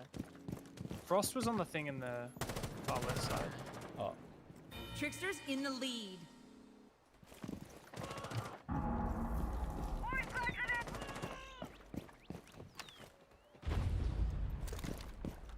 They've narrowed the lead here. But is it enough? Find out next week on Sugar Fright. Late night I just sounded that guy. Tell you what.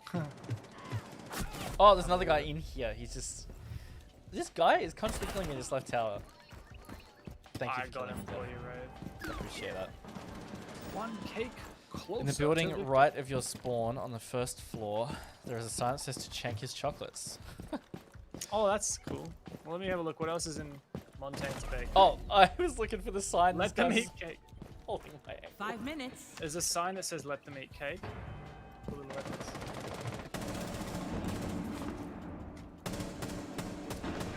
How am I flash from that?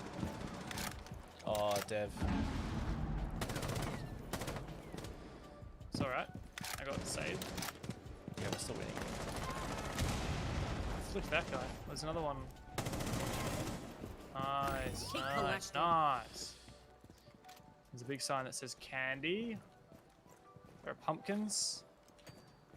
Pumpkins explode in colors when you break them.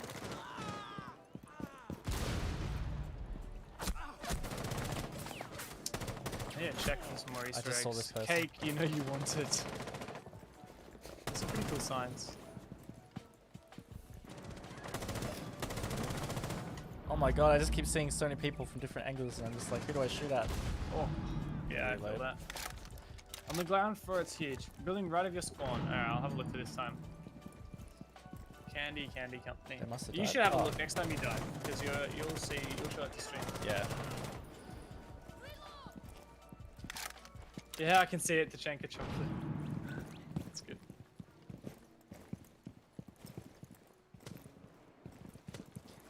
I feel like they've gone passive mode. They have one less player, so that Yeah. could explain why it's more quiet.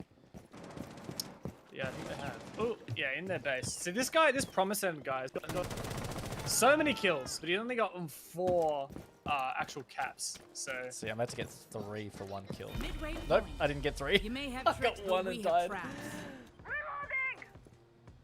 So check out the Tachanka's chocolates. Oh yeah. Okay, so first floor. Where did you see it? Bot right. The ground floor. Outside? Oh yeah, Tachanka chocolate. Yeah. That's cool. And that's got some Russian underneath. That's cool. Yeah. My goodness, I'm too twitchy for this. Where are they? Eh. Right side. They're still within 10, you know. They could do this. If we feed too much. No feed. Got one in spawn. Sugar. Okay, there's one That was camping ours. on like the ladder section on the right side. I'm gonna kill this guy. I'm making this my mission. Learn to share. Oh, he just died. Foiled by your tricks.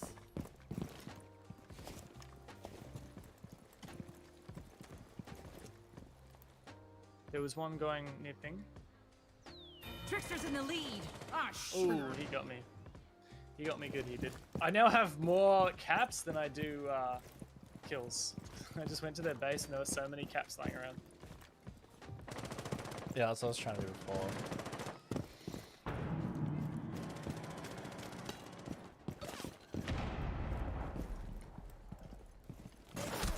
Oh, I just got perspectived. Yeah, go on, mate. Yeah, Alright, you're right. minute 30. I mean, I don't think we're gonna lose. Hereford Hills Family Syrup Chocolate Flavor. Hey, nice. That's cool. Top tower left side. Oh my god, what an angle that guy is holding. He did not know I was there. That was a very strange angle for him to hold. Oh no, he must have known. But yeah, they have gone like full passive mode, so... I mean, we could, if we wanted to, we could just like literally just sit in spawn We could just go right now, passive we mode wouldn't as well. Like, Like, they have to get 18 to beat us. So it depends how you want to play this mode. Like, if you want to play to win, then camping doesn't really isn't going to affect you, because camping isn't an effective strategy to win unless if you like push them. Tricksters. yeah. You've almost Or if won, they're but already we in the won't lead. give up. Oh my god, I got destroyed. I could have hip fired and I would have been more successful than trying to aim at that guy. I went so hard. Oh, I had to look away from that stun, and then that guy peeked 30 me. seconds remaining. It's alright, we're about to get the dub. That's what matters. Exactly. Oh, hello. There's a bad guy. Look at the guy. Look at the KDs on their team. It's insane. Huh? Yeah, true. Such a good point. So like, We'll get that conversely, back, if you tricksters. want to just like boost your KD and like get a lot of 10 kills in seconds this game remaining. mode for fun, just don't try to win. 5 seconds to go. Like I think like the day this came out, I saw some pro tweet like the new mode is so much Tricksters fun. win. I keep dropping 40 kills a game, and I'm like, wow, geez. But I feel like the only way you could do that is if you don't pick up things. Because if you drop 40 kills and you pick up all those 40 things, well, that's 40 out of 50. So you Yeah, seriously. right? So Yeah. Yeah, I agree with you. It's about finding the balance. If you're not objective focused, you can definitely rack up the kills. That's for sure. see, I got 8 kills and 11 caps. And there was a guy on their team that had 17 kills with 3 caps. Yeah. Yeah. So Exactly. Well, there you go. That's Sugar Fright. I love it. Yeah, Good it's a lot of fun. I really like it too when there's when you have your full team, like you've got a stack. Yes, 5 stacking that mode is so much fun. Like calling out one front right, someone push with me. Like, oh, oh, this is a very intense. really nice weapon skin. Oh my gosh, I wish I used this shotgun really more. cool. Is that? It's like a dragon? It's a koi fish, fatal koi. It's called. Koi fish. Nice. Yeah, how cool is that? This is cool indeed. All right. What do I do? This. So, that is Sugar Fright. I guess I'll not hold you guys waiting any longer. I can draw another winner. Yes. All right. Everyone chucking the HyperXs in chat. There we go. Joshua Branch 45. You are the second winner for the headset tonight. So, I'm going to write this down. As Dev has holding up right now, that is the dub that you have The secured. HyperX Cloud Stinger Core Wireless. These ones that both myself and Raven are using. It's a microphone, everything. Joshua. Compatible with Branch. PS4 and PS5. The new consoles are out, right? I've seen people tweet about them and stuff. I live under a bit of a rock. They're not out. These are like not out. special units that people are being sent because Right, so special like people. the influencer like ahead of time units. So when do they come out? Because you're all ready. If you got this, if you are Joshua Branch 45, you will be ready. This one's compatible with PS5. I'm not sure when they come out. It's November. I'm pretty sure. It's November. There you go. I didn't think they came out yet, but I also didn't think Watch Dogs had come out yet. Now I've got it downloaded and ready to play. Yep. So. Watch Dogs was yesterday. It all sneaks up on me. Highly recommend, by the way. I was seeing a lot of people enjoy that. I watched some streams today. It looked like a lot of fun. I have it downloaded as well. I'm keen to play it over the weekend.